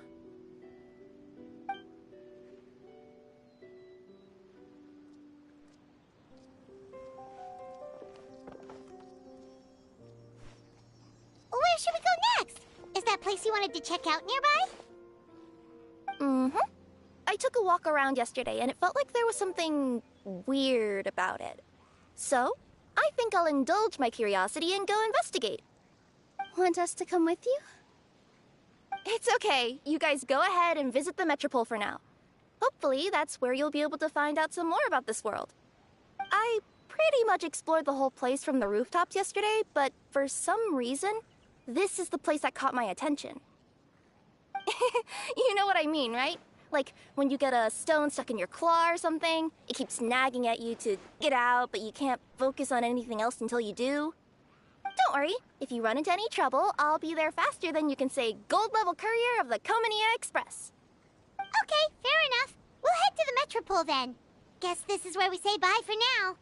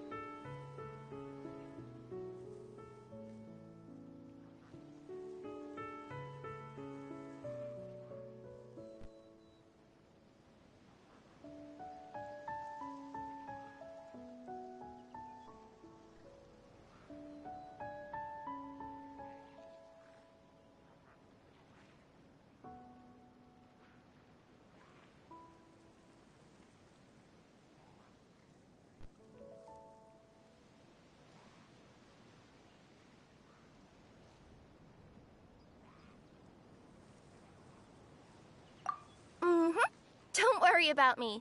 Let's not forget, I'm a yokai.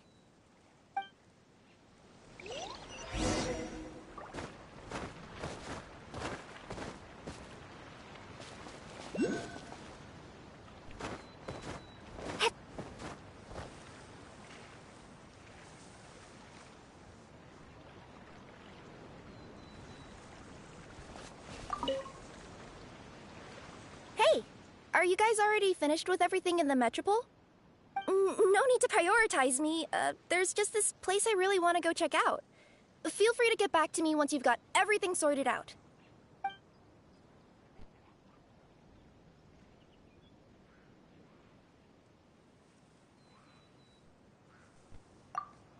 Great! Then let's go!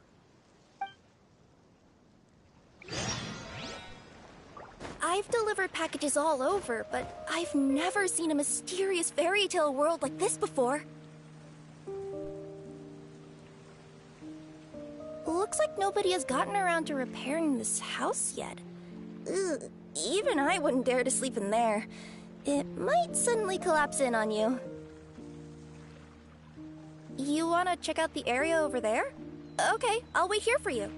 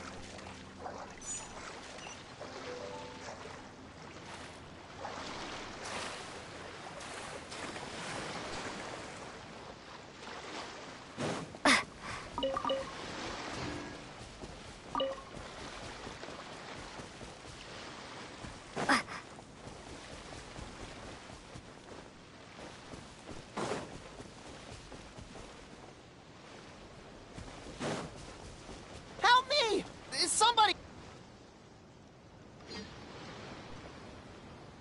Help me! Help!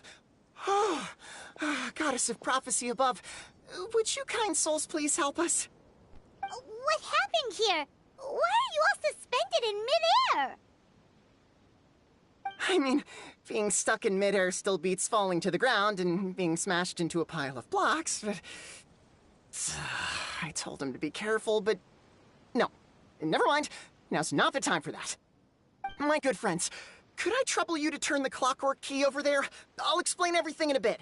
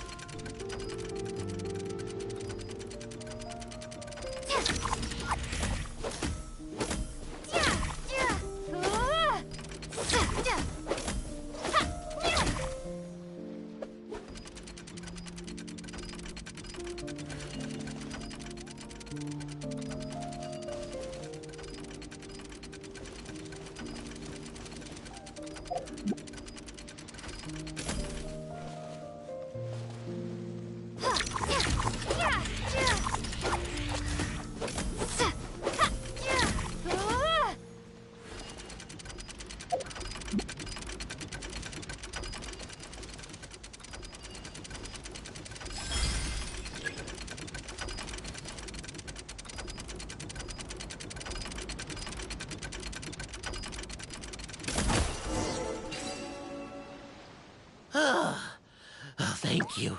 Oh, thank you. What happened there? It almost seemed like we turned back time. I take it this is your first time witnessing the power of the Goddess of Prophecy, then? If so, I can see why you might think that. Basically, this is a gift bestowed upon Constellation Metropole by the Goddess of Prophecy, who rules over the natural course of all things. It helps those who have deviated from their proper path to get back on track. Proper path? Do you mean everything that happens in the Metropole has been planned out since the very beginning? Why are you saying that as if it's a bad thing? You're not explaining it clearly. Here, allow me. Of course, all the residents of the Metropole have the freedom to live their own lives. For instance, whether I use olive oil or sesame oil in my morning skincare routine is entirely my choice. But whenever something disastrous is about to happen, like when I almost got turned into a pile of rubble just now, the goddess's magic will activate in the world around us. So, in other words, it's kind of protection magic? To keep people alive? You could say that. There are other situations in which it activates too, but that's basically correct. Well, in any case, we're glad no one's hurt. Are you heading to the Constellation Metropole? Yep. Do you know where we can find the Gear Sky Ladder? Oh, it's just that platform up ahead. The one with the key sticking out. That thing? Are you sure? Yep, that's the one. Pretty much everything in the Metropole runs on tracks and gears. The Goddess of Prophecy watches over it all. Which is to say, all the tracks are fixed. If a machine is set up to move forwards, it'll never move in reverse. This reminds Paimon a lot of Fontaine's clockwork toys. You mean, like those music boxes with dancing figures? I think I've seen one or two from the merchants in Sumeru. Yeah, exactly like that. Anyway, sounds like it's not gonna suddenly fall out of the sky, so Paimon's okay now. Should we get going?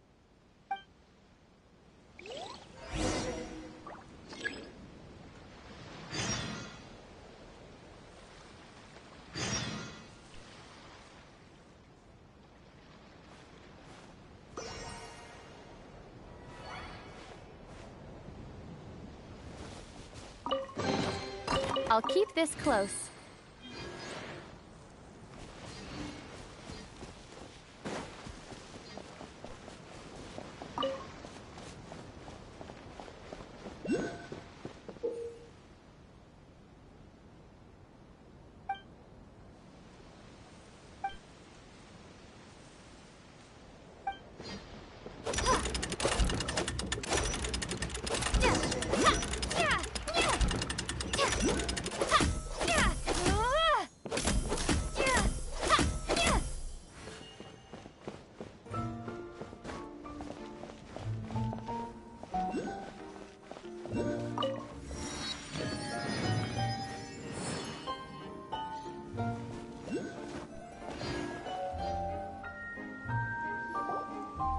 Whoa, what a bustling city!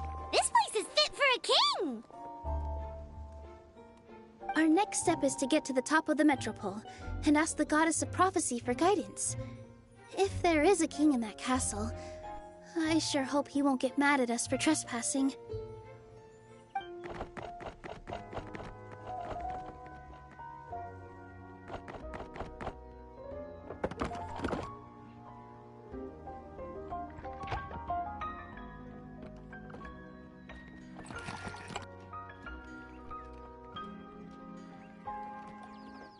Make way for the king! Oh, darn, we jinxed it. Oh, no. Did he overhear us talking about us sneaking into his castle? Paimon hopes he's not mad. Silence! The one who shall soon stand before you is the ruler of Constellation Metropole, the one who descended after a meteor shower, and the protector of order and all the stars in the sky.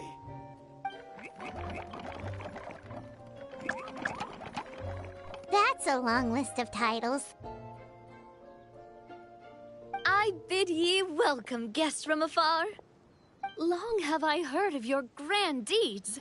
O fairy, who restored the lifeblood of the forest. O hero, who... huh? Navia! Hold your foul tongue!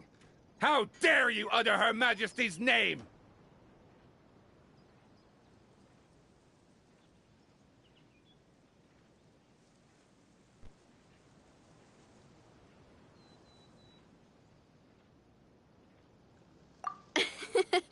Nice one, partner. Spectacular improvisation skills. I'd expect no less from you. All right. You can relax now. Allow me to make some introductions. This is the Traveler, and her trusty companion, Paimon. You are personal friends with Her Majesty the King? Please, forgive our grievous mistake. We had no idea. All right, the welcome ceremony is over. Everyone back to your stations. I will personally treat our guests to some royal hospitality. Yes, Your Majesty.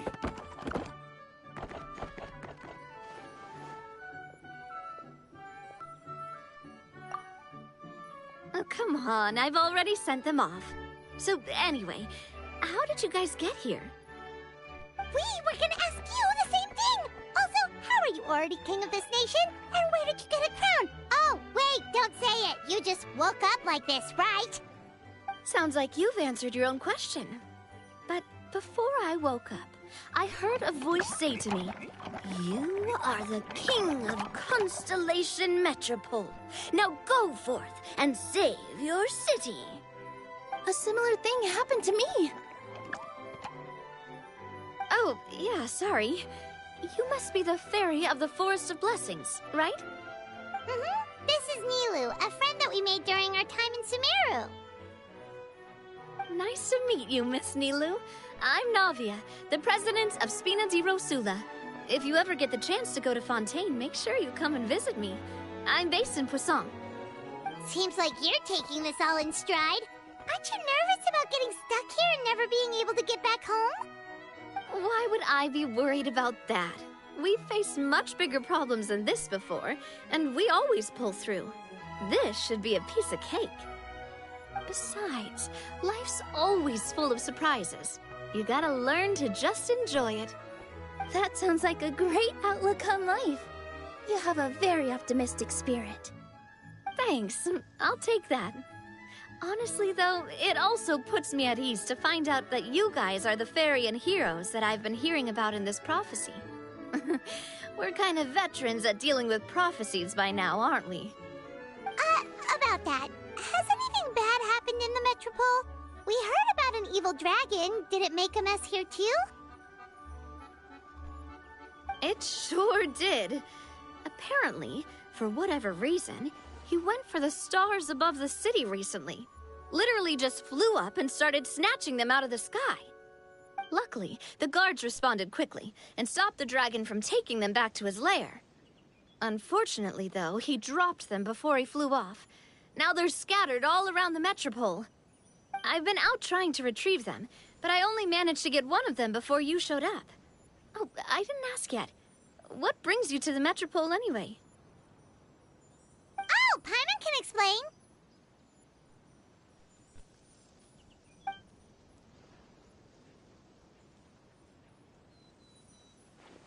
Huh, I see. So, you want to consult the Oracle of the Goddess of Prophecy. Do you know how we can do that, Miss Navia? Well, the goddess's statue is indeed at the top of the castle. I can take you up there.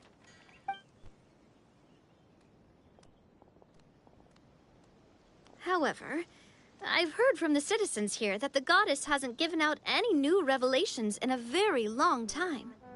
Really? But Grandpa Almond told us that he received his prophecy from the goddess.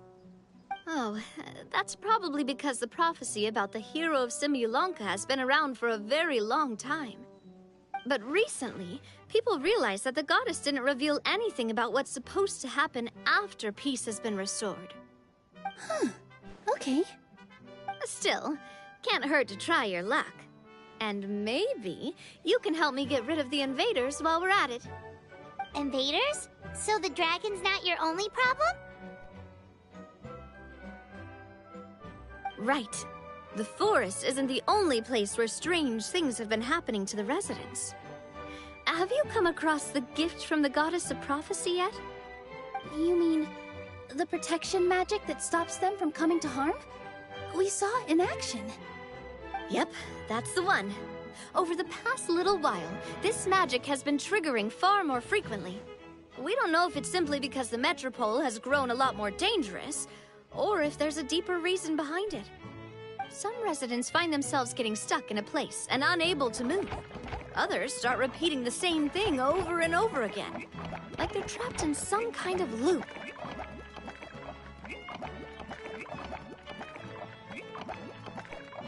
If we were to use clockwork toys as an analogy, could it be that the tracks have eroded, or the gears have slid out of place?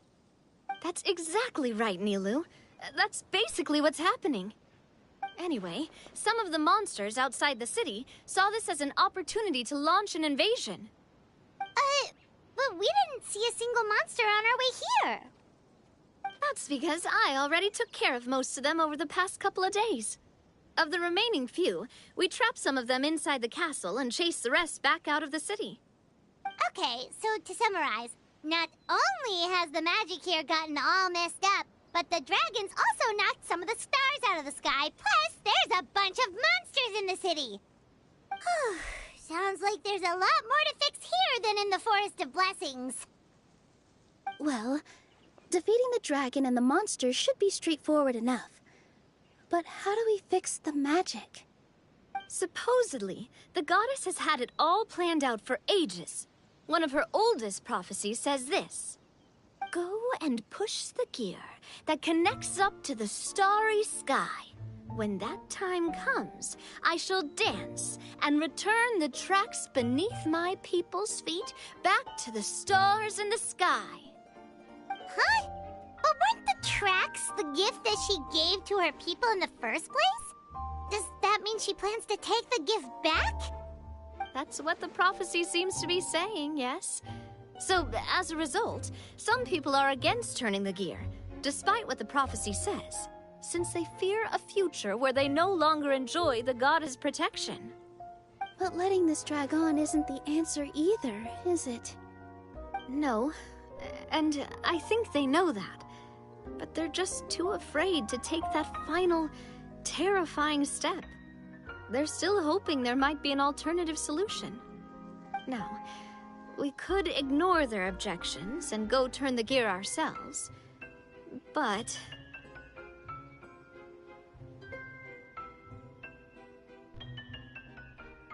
Exactly. You know me well. And that's why you're my partner. I want to get as many people on my side as possible. At the end of the day, this is their city, and they should have the right to decide its future. Ooh, spoken like a true wise king, Navia. I am the boss of Spina di Rosula, after all. This may be my first time as a king, but there are a few similarities between the two roles. Traveler, Paimon, Miss Nilu, would you be willing to lend me your support? With your help, I'm confident we'll be able to find the most frictionless way to resolve the problems plaguing this city.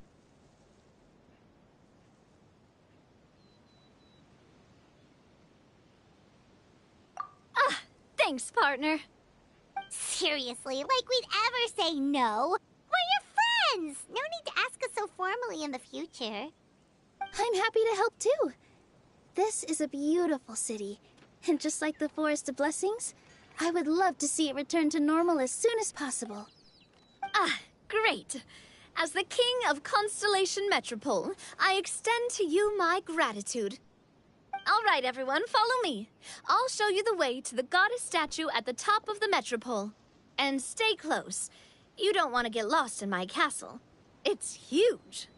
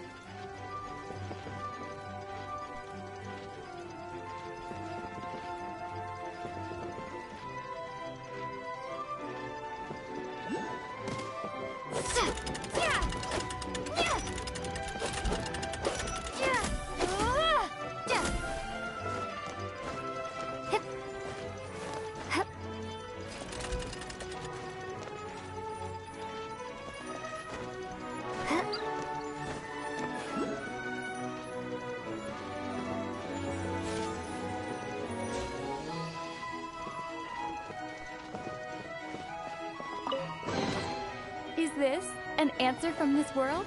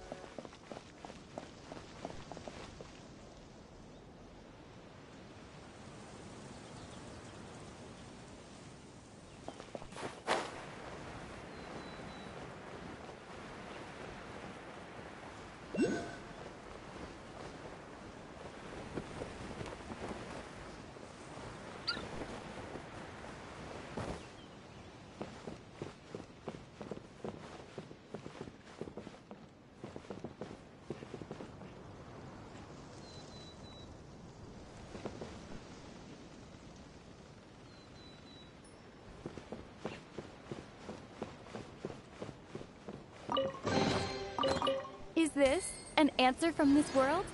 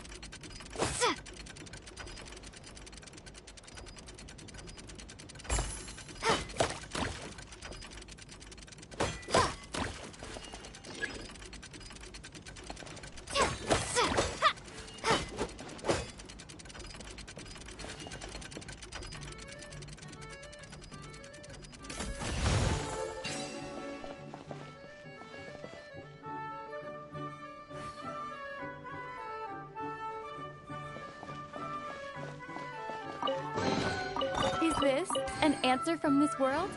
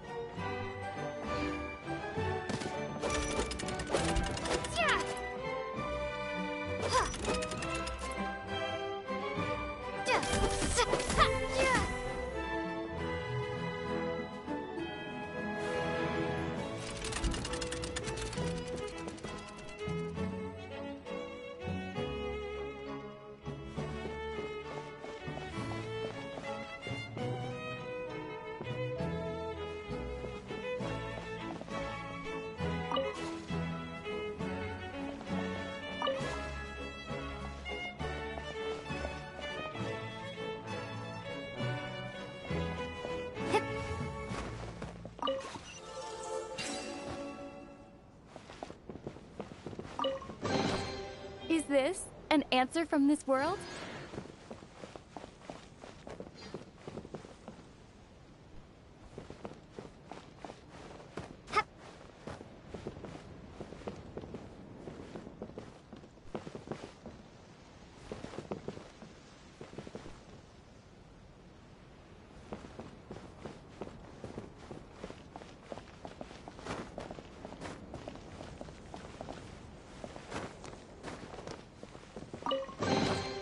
Is this an answer from this world?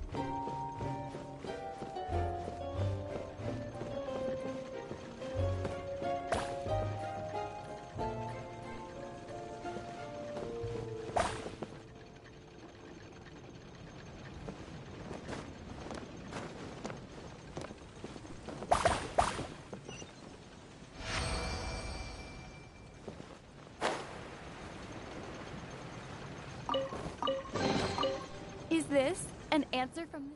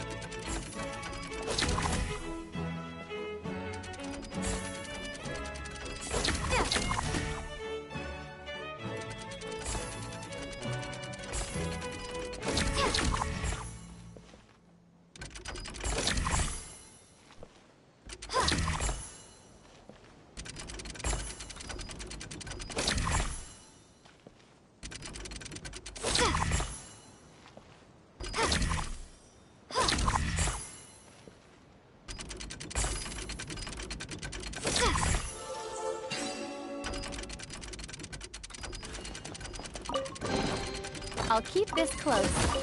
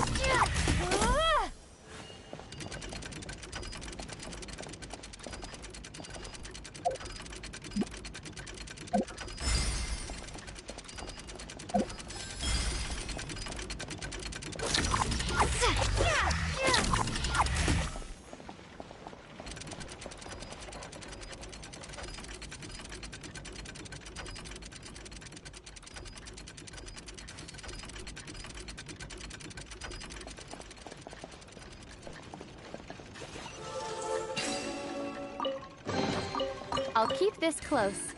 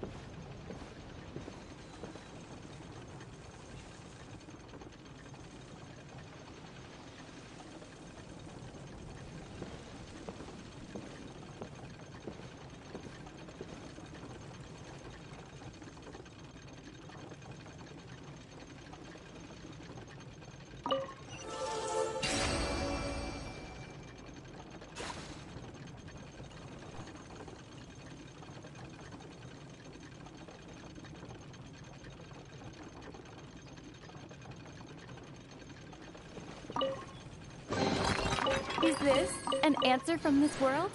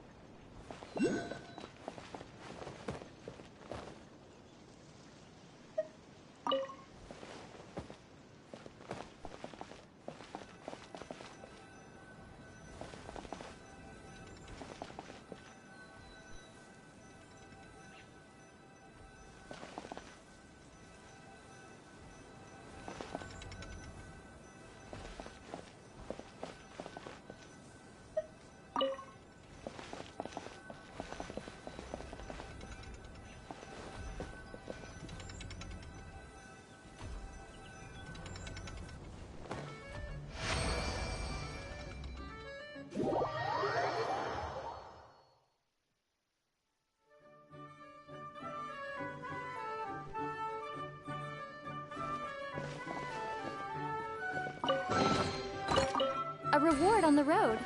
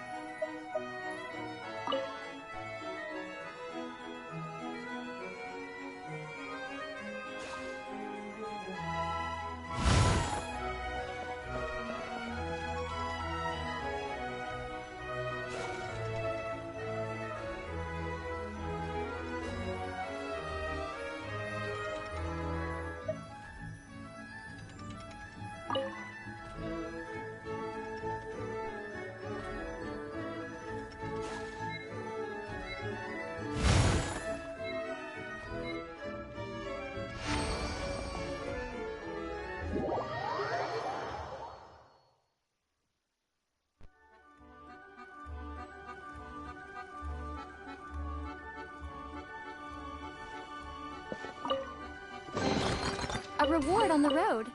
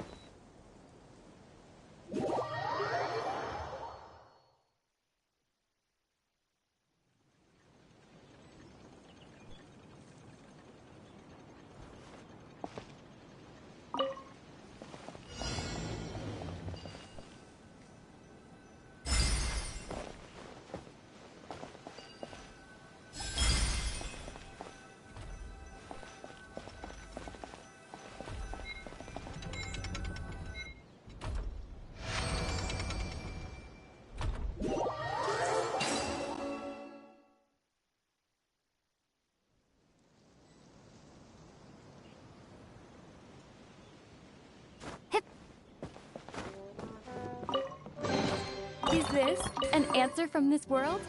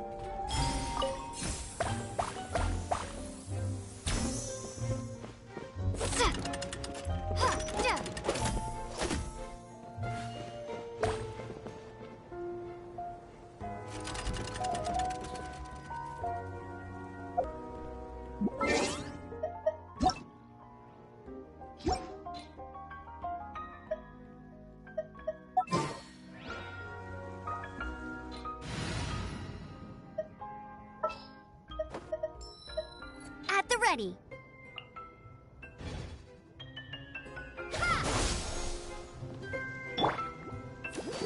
Let's dance.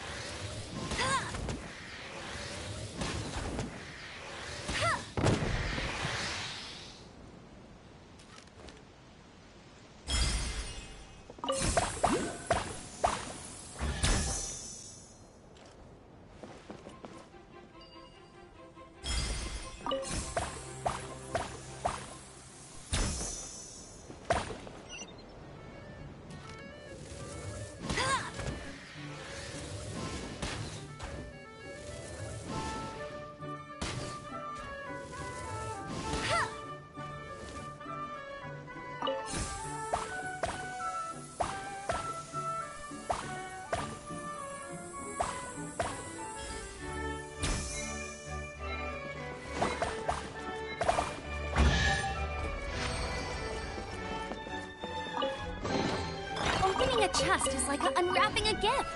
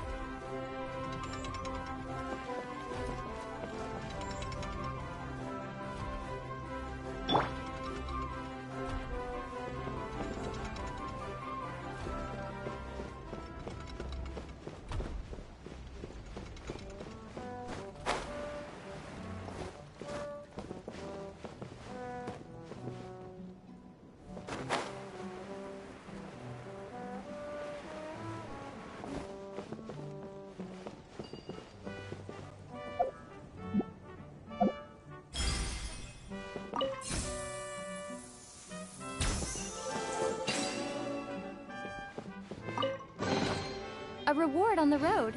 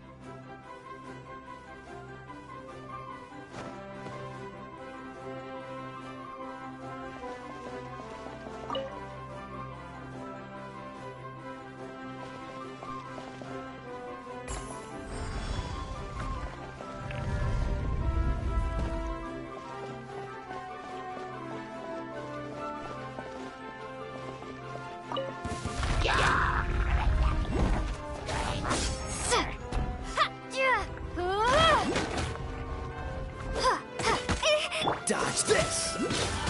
Ah! Don't get frostbite.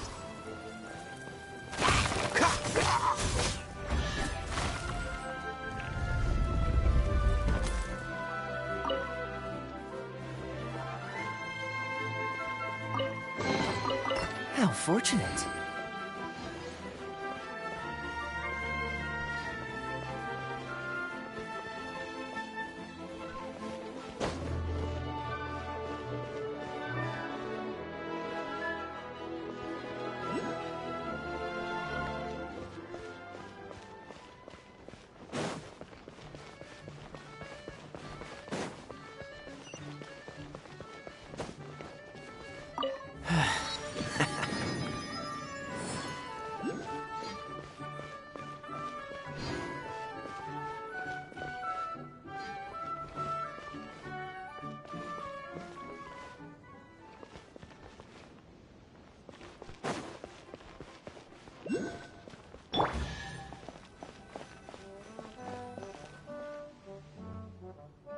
Huh?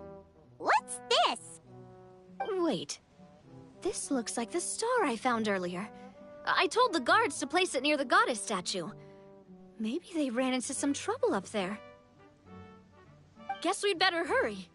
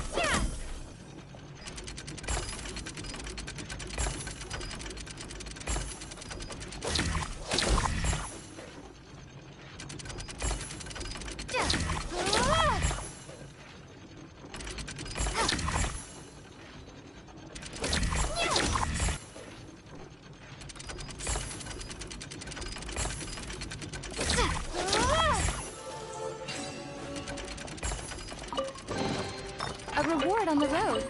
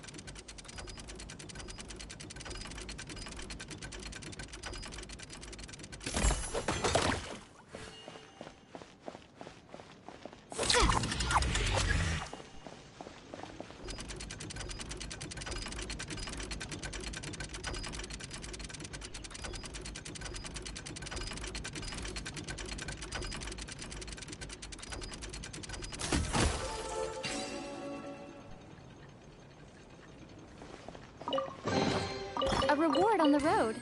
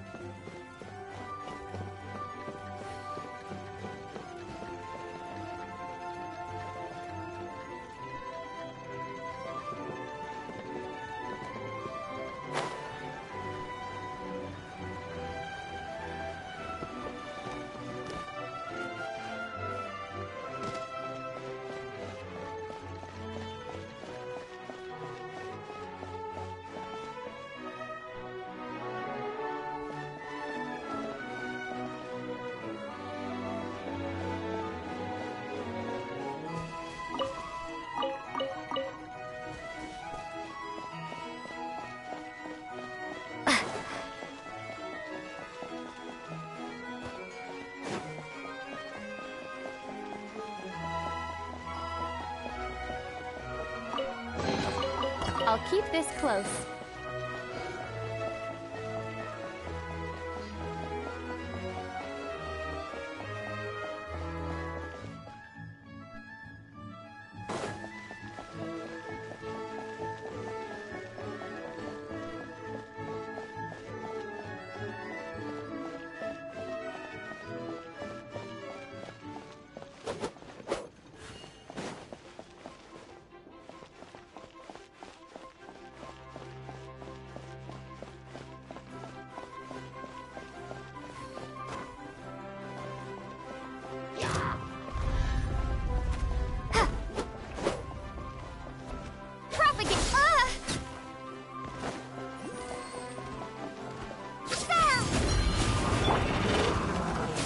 Let it rain.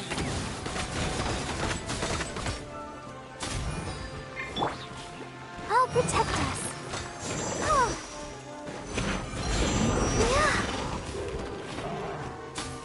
Whoa! Why is the star on top of a mechanism? Uh-oh! More monsters incoming!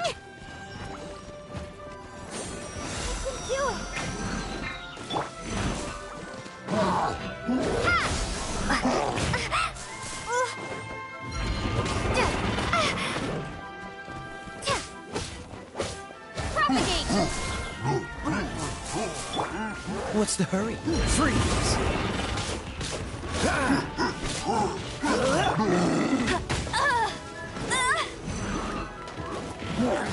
Not so hard!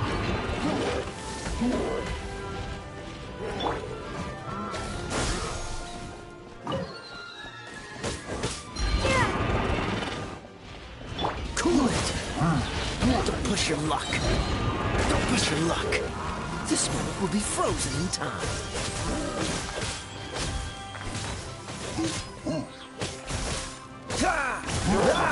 Scatter! Hey! Go, Baron One! No one escapes my sights! Terminate!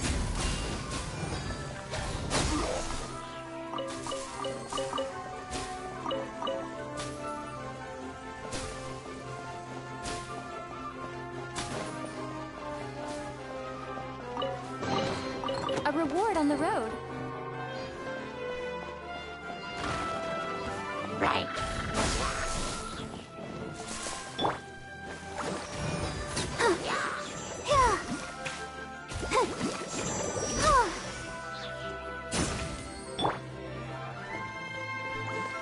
Dodge this! Propagate!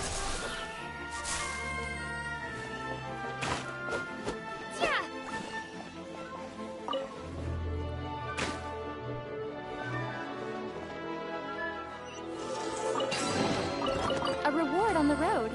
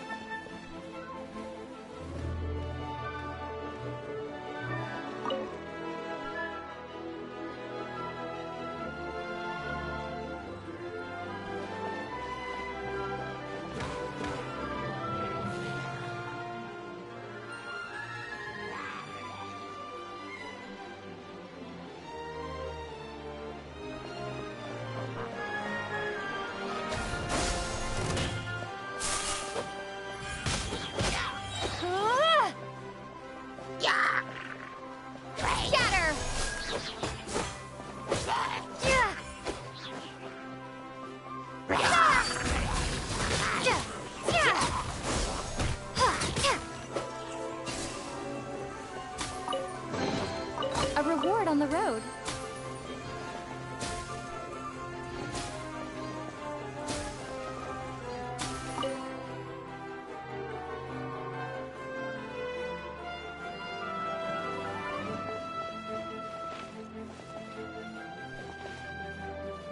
Feels like they really didn't want to give that to us.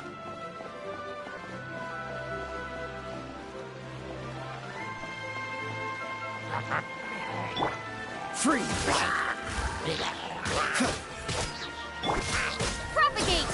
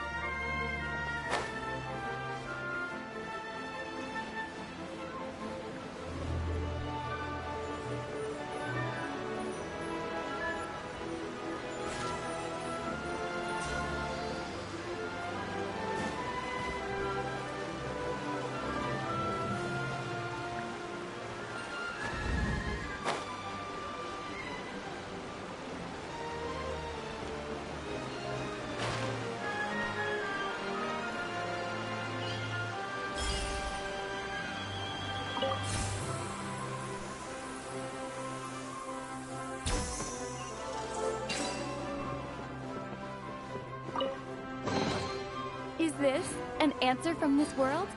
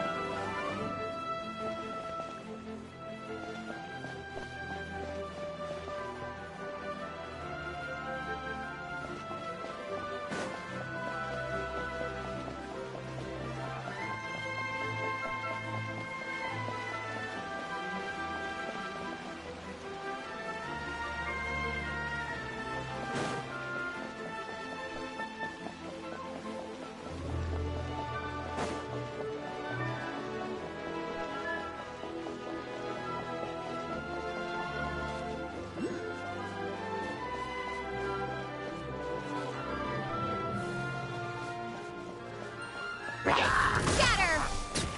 Scatter!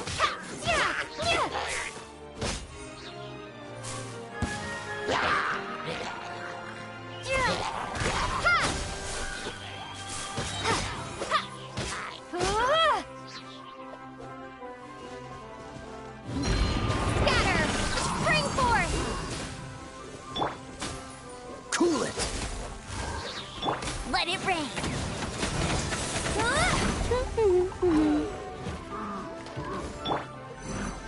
Let the show begin.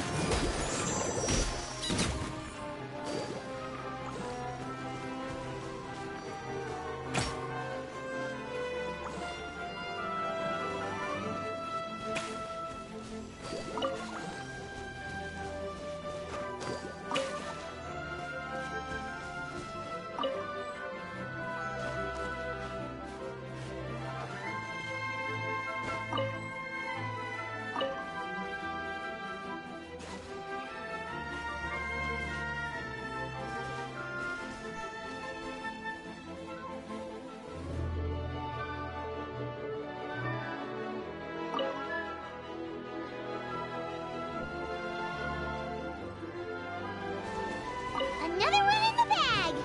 That sure was rough.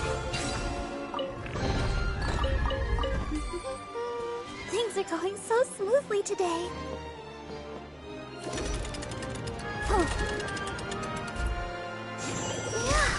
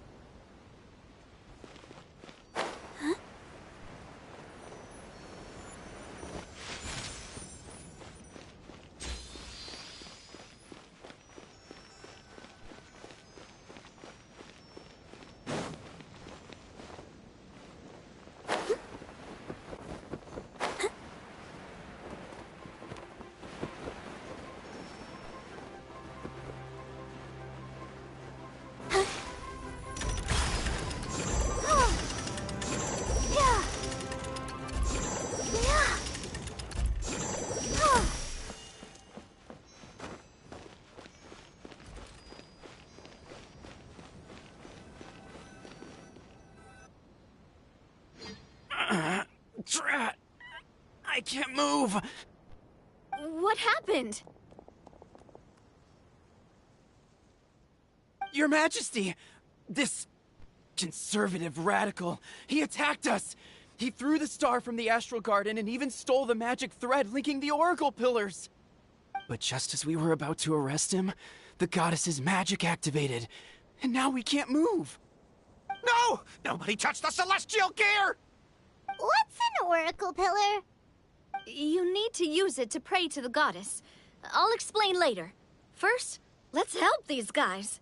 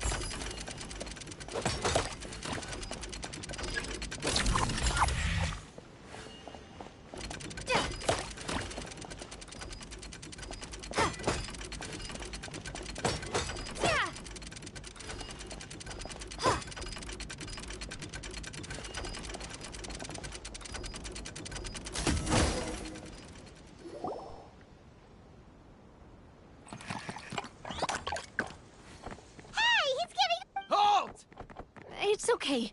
Let him go. But, Your Majesty! Even if we catch up to him now, we won't be able to change his mind, much less quell the fear that many others like him are feeling. All it would do is turn him further against us. Understood, Your Majesty.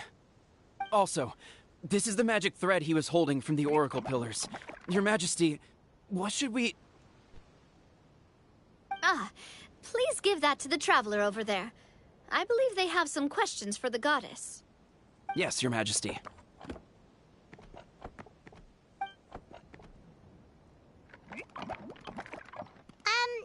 So, what do we do with this exactly? See those oracle pillars over there? Just use the magic thread to connect them together in a specific pattern, and the goddess of prophecy will answer your prayers. Oh, sounds easy enough. Let's give it a try.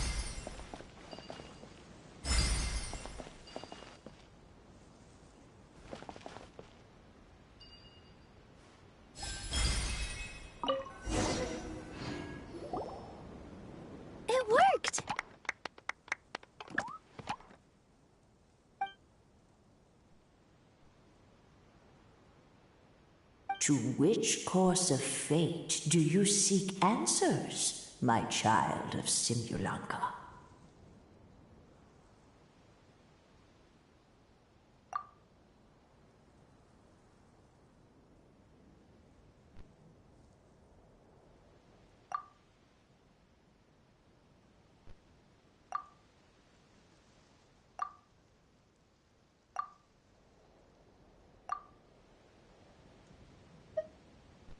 The hero from another world, supported by their companions, shall restore peace to this world.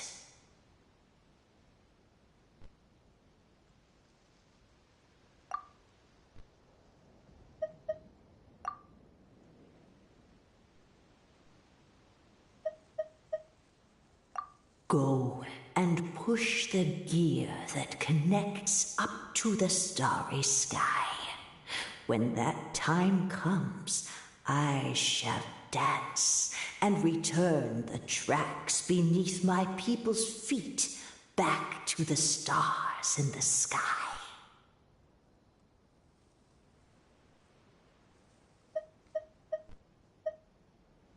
So, Miss Navia was right. The goddess of prophecy didn't tell us anything about the future. Fair enough. Guess we'll just have to play it by ear. Then first, we have to restore the sky back to its original state by putting the stars back in their positions. Let me do a quick count. All right.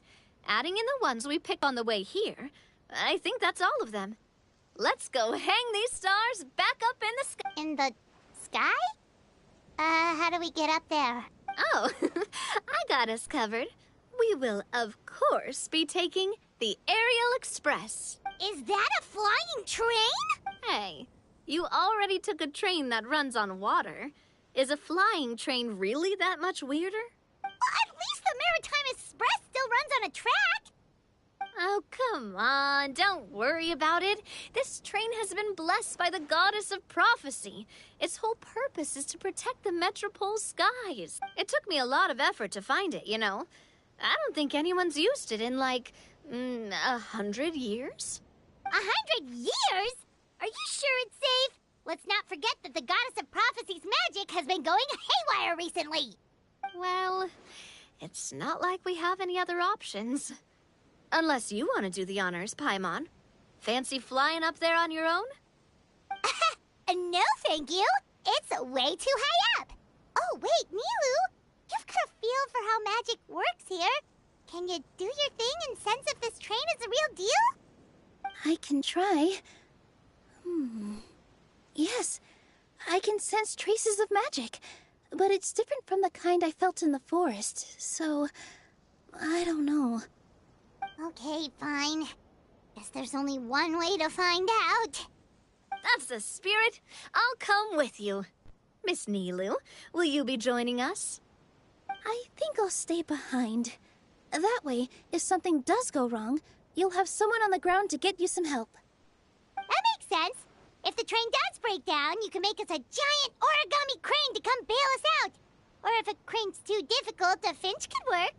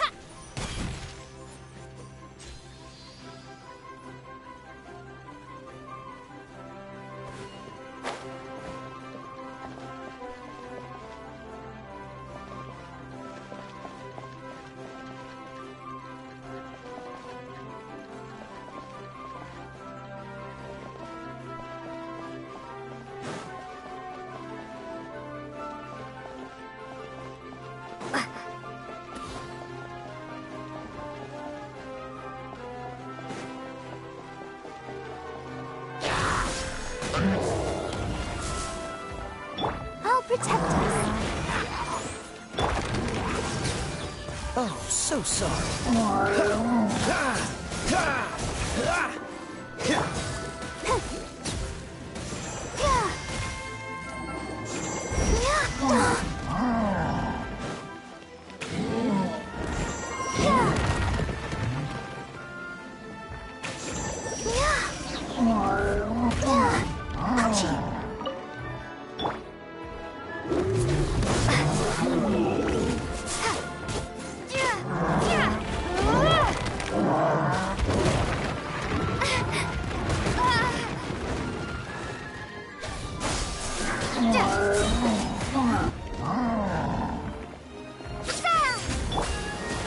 Let's dance.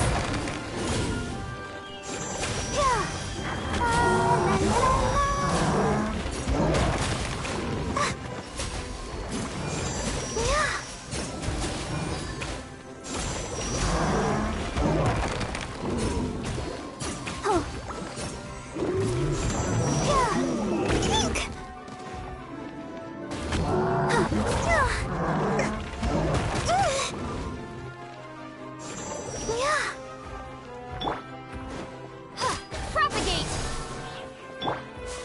Dodge this!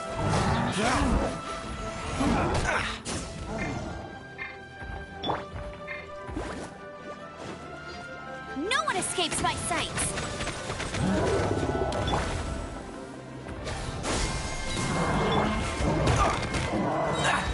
Don't push your luck.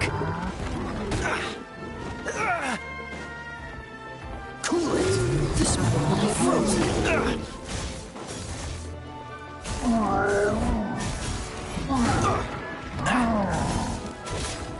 Freeze.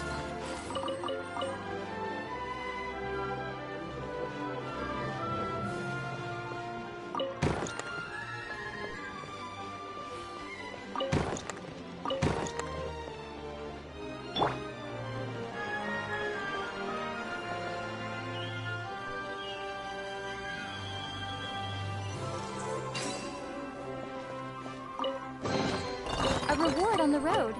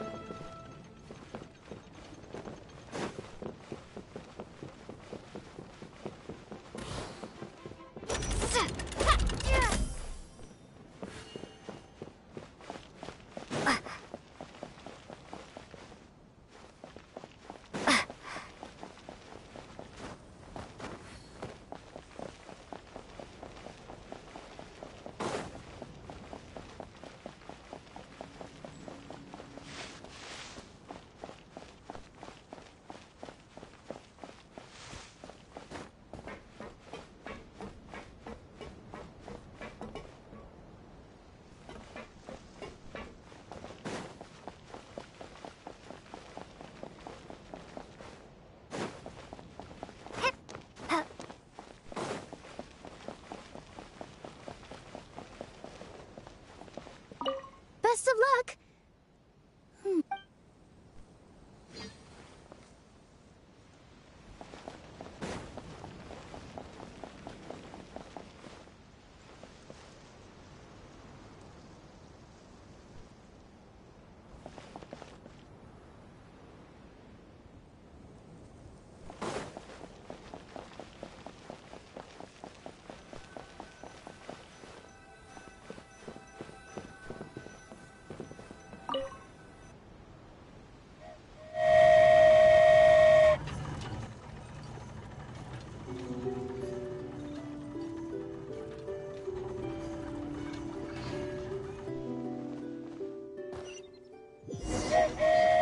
Choo-choo!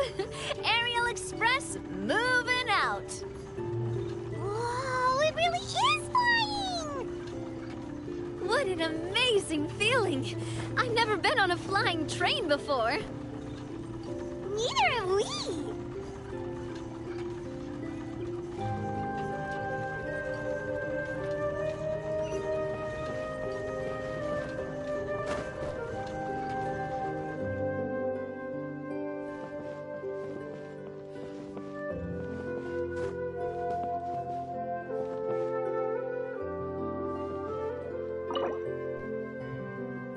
That should do it. On to the next location.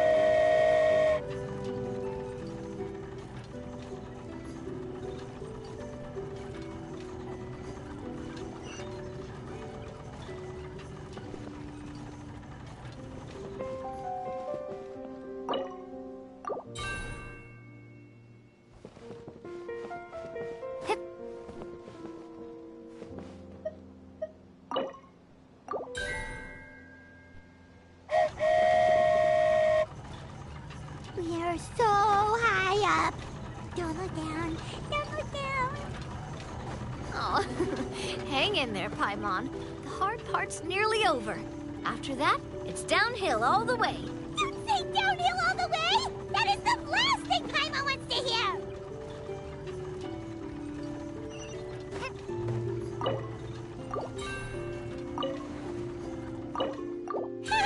We're finally done. Okay, let's get back down while this train is still working.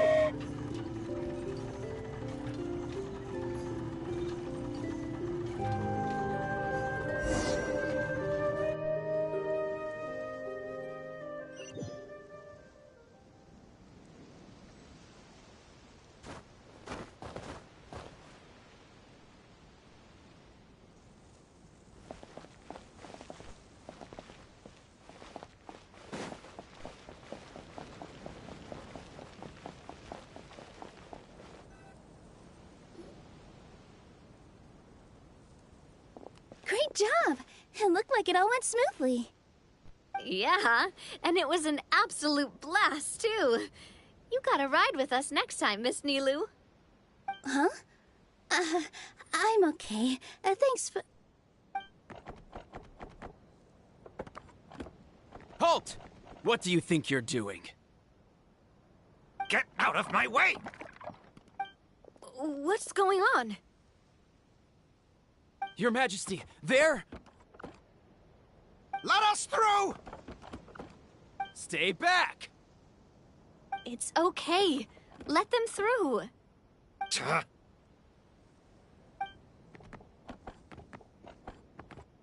Your Majesty, could we please ask you not to turn the gear that connects up to the sky?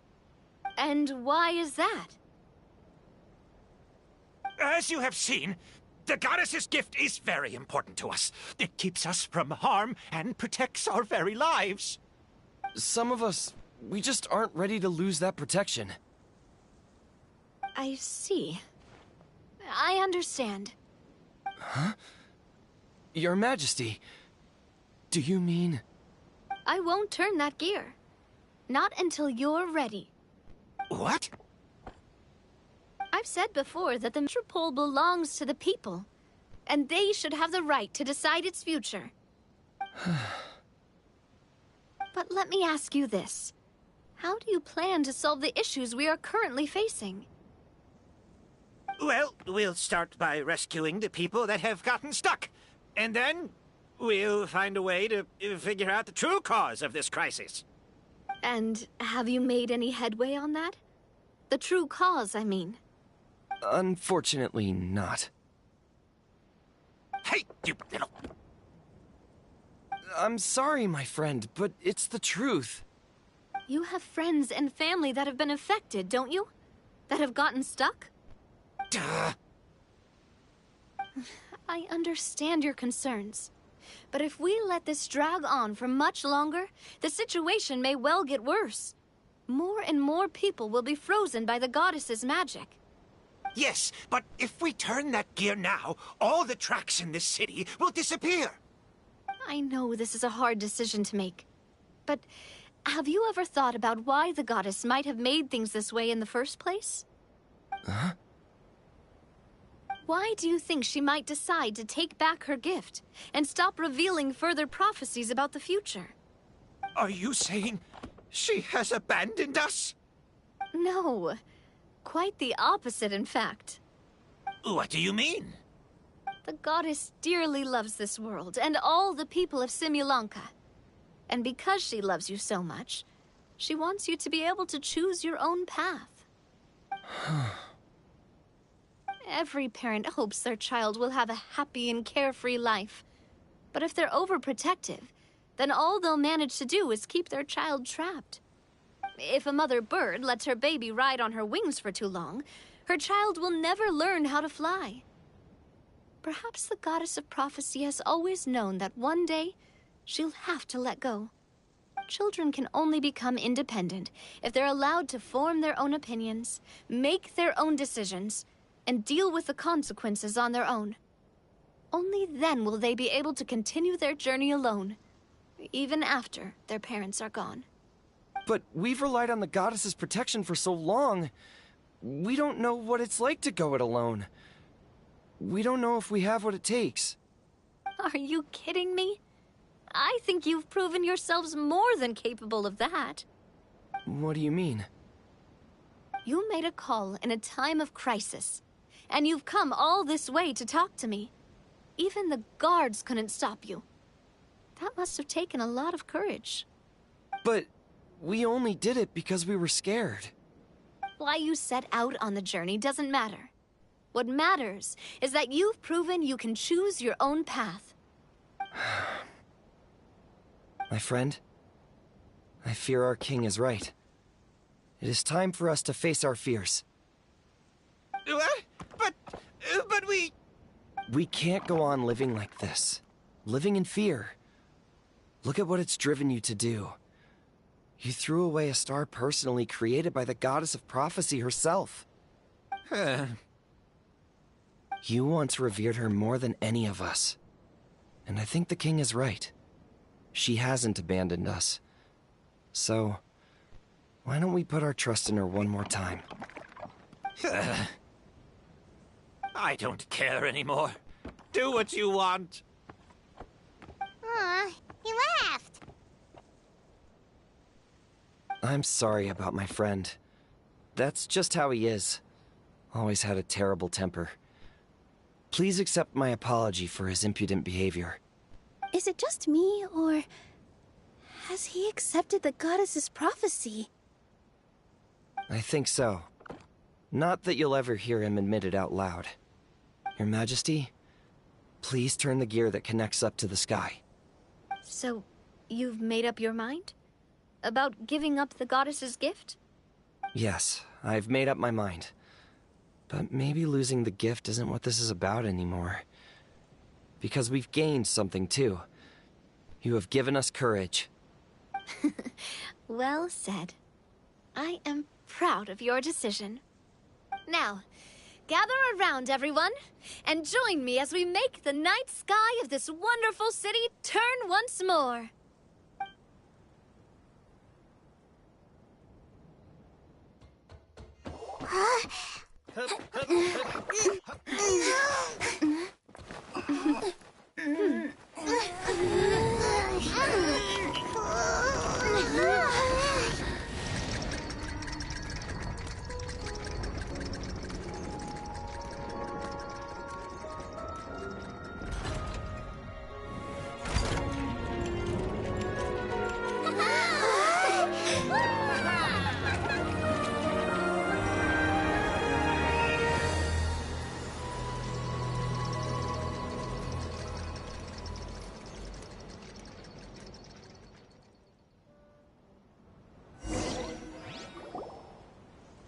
So the stars hanging in the sky, they're music notes. This entire metropole is a huge music box! That's incredible! How do you feel? A little scared and uncertain. But for some reason, I feel a lot more at ease. It's as if some kind of huge weight has been lifted from my shoulders. Figured out any next steps? To be honest, not really. But maybe I can start by having a heart-to-heart with that stubborn friend of mine. I have an idea. If you don't know what to do, Why don't you start by helping the people around you? You mean the people who got stuck because of the goddess's magic? I mean anyone and everyone who needs your help. By helping others, you'll eventually find your own path. Trust me, I have experience in this. What kind of experience, Your Majesty? Yes. We'll need a formal organization with a catchy name before we go out and start helping people. Why don't we call it the Spina di Rosula? Spina di Rosula? Ooh, or even the Spina di Rosula di Simulanka. Yeah, that's catchy. Wow, big expansion for the Spina. Moving into other worlds now. Spina di Rosula. I like it. It's a great name.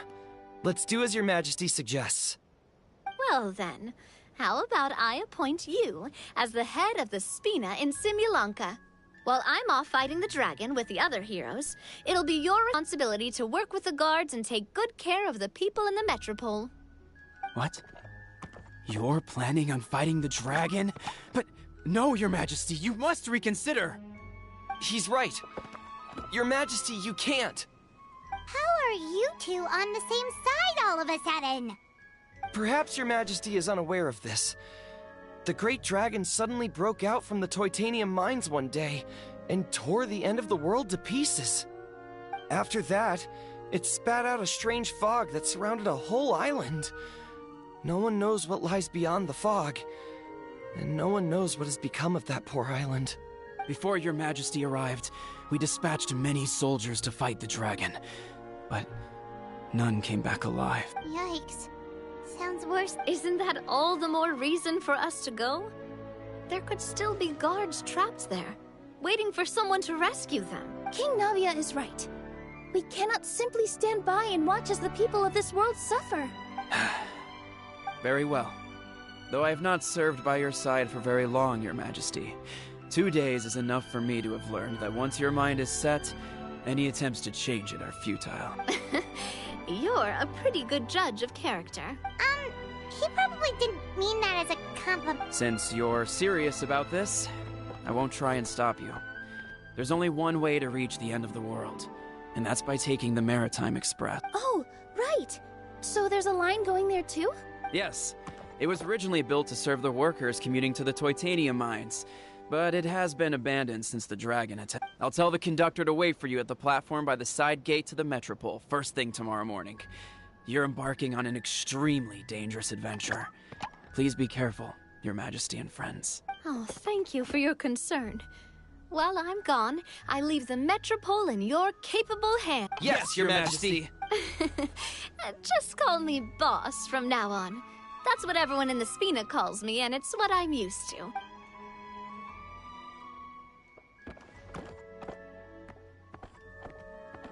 So, the plan for tomorrow is journey across. Ooh, that's an adventure and a half.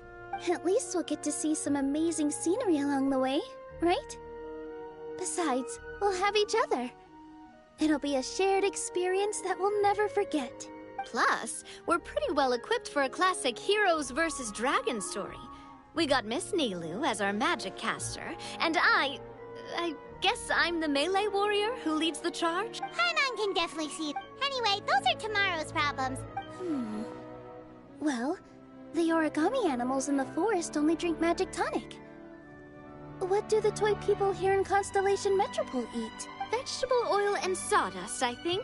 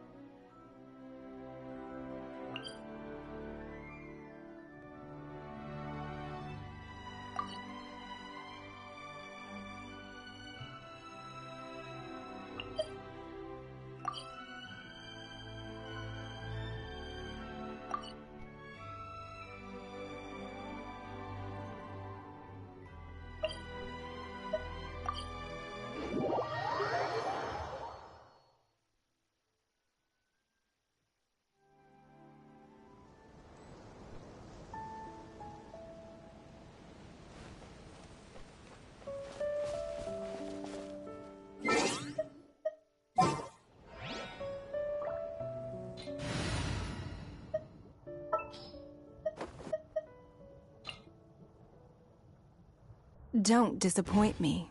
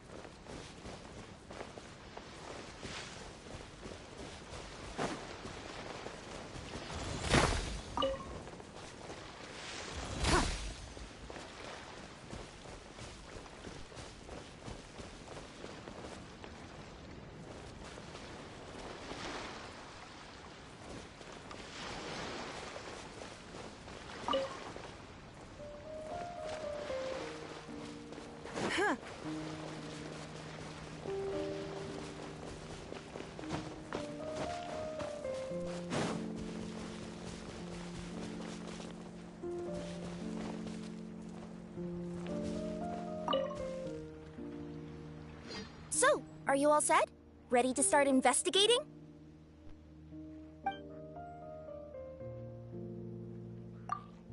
Great! Then let's... I've delivered packages all over, but I've never seen a mysterious fairy tale world like this before. Looks like nobody has gotten around to repairing this house yet. Ugh, even I wouldn't dare to sleep in there. It might suddenly collapse in on you.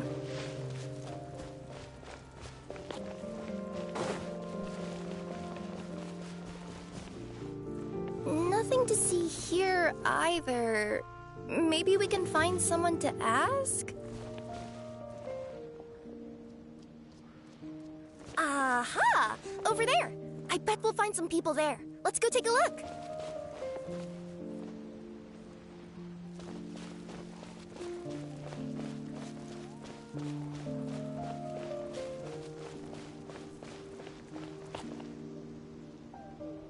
Uh-huh. I was sure there'd be people here. There once was a goddess who ruled over fate. Before she died, she left 3 riddles for the kingdom she had created. What? Who said that? Long story short, on this day, a sentient feline, an outlander, and a diminutive pixie arrived on the scene. They saw a narrow path off to the side. Okay, but which side? Yeah, if you gave ambiguous instructions like that to a Comania Express courier, they'd give you the parcel right back and tell you to write the delivery address more clearly. Despite how obvious the answer was, the perplexed pixie and the flummoxed feline struggled to work it out. Although, perhaps a small part of the blame could be attributed to my dull narration. All right, let's try this again. The path on the left-hand side seemed to give off an enticing fragrance, as if to say, this is the way to wealth and glory. Ooh, that sounds like the start of a good story. Then what? Then what?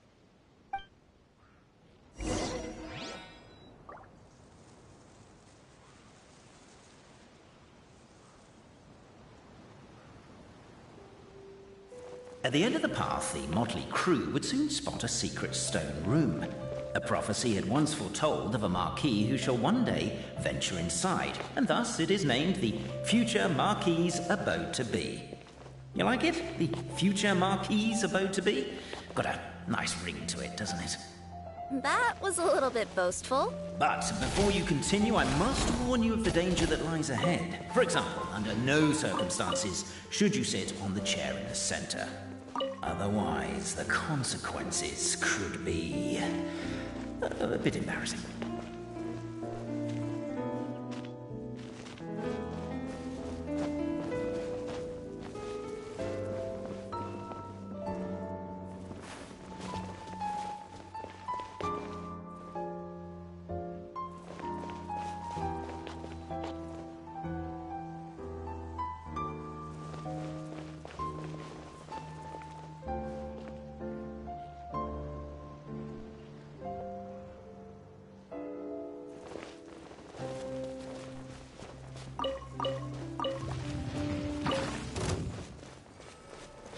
It's nothing.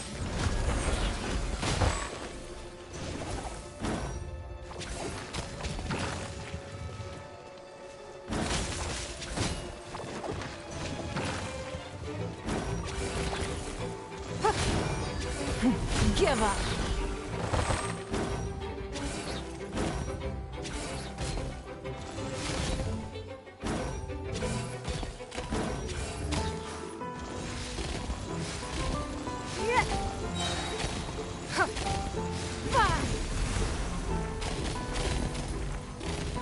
Don't waste my time.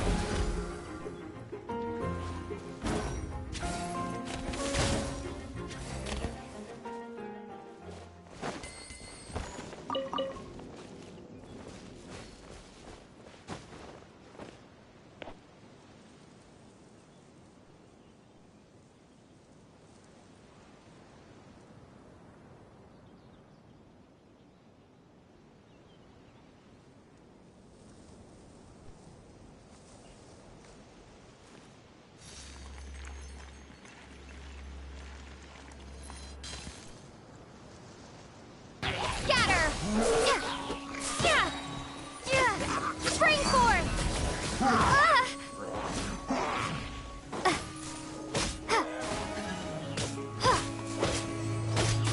Dodge this!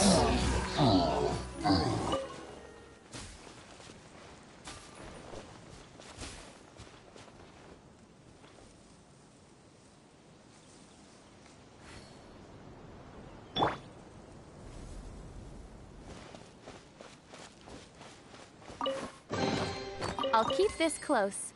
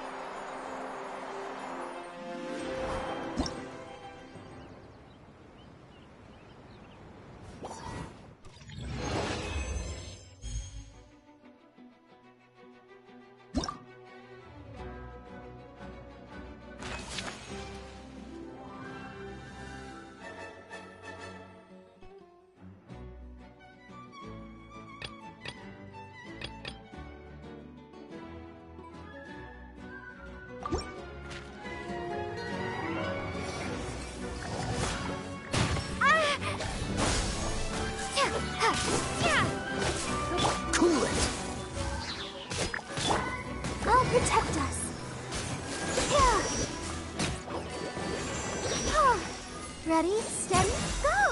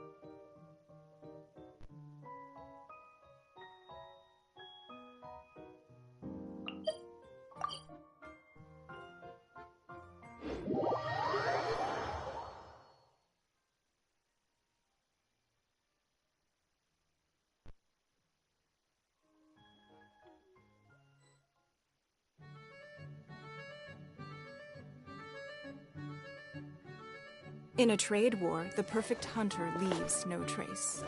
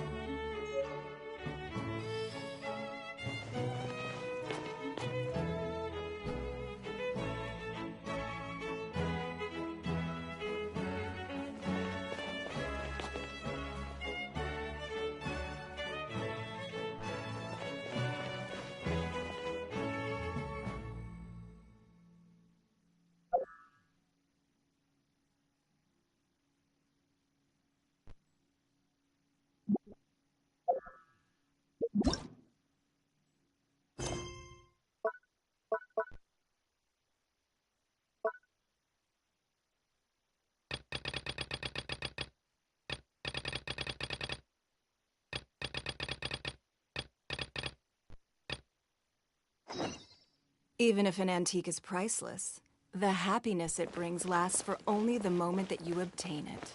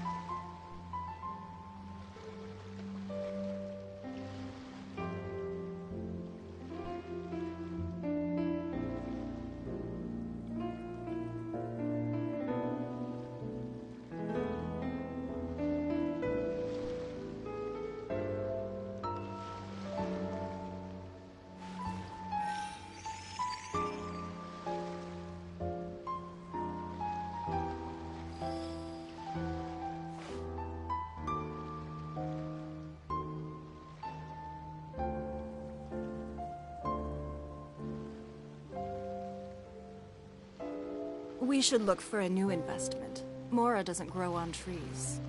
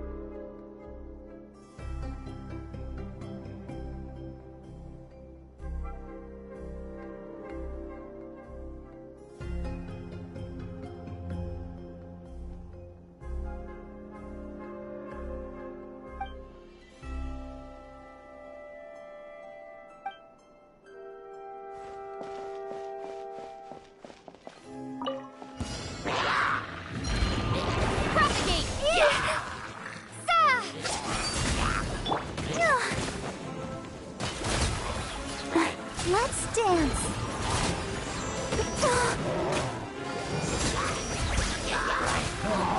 Ah, la, la, la, la.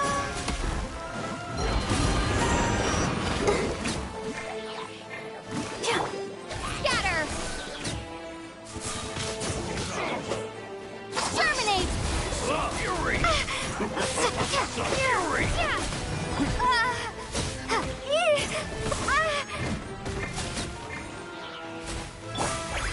You're not Time to going clean. anywhere!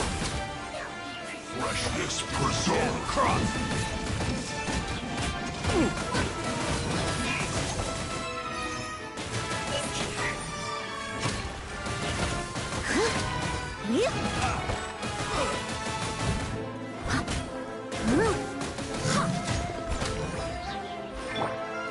Dodge this! Let the show begin.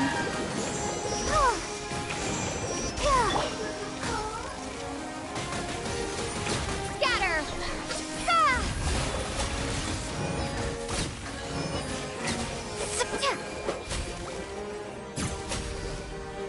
Propagate!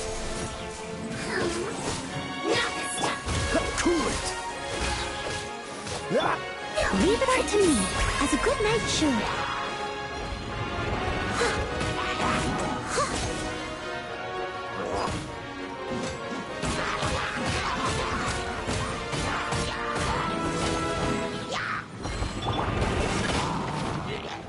Freeze! Don't get frostbite.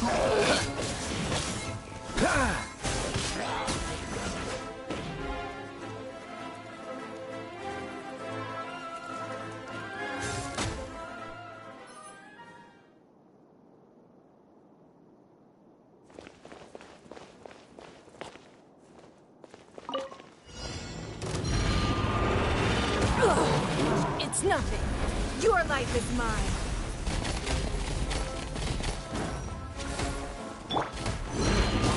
I'm going in! Why do they never... That's gonna hurt in the morning. Huh? Let's light it up! You're toast!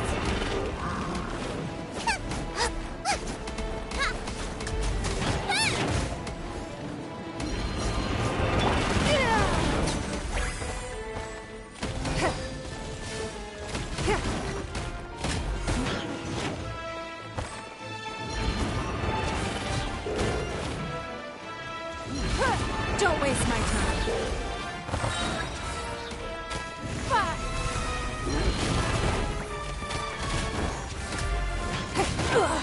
You wait.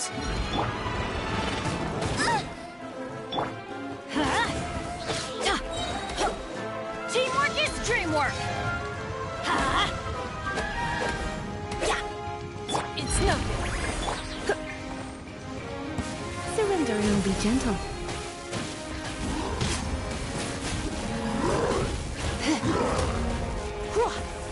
Come a little closer. Don't waste my time. It's nothing.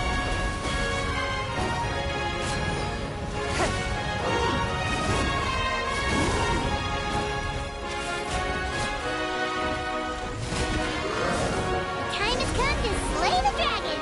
How are you feeling? Nervous? I'm most curious to see what this end of the world place is like. Come on, let's go meet the others at the station.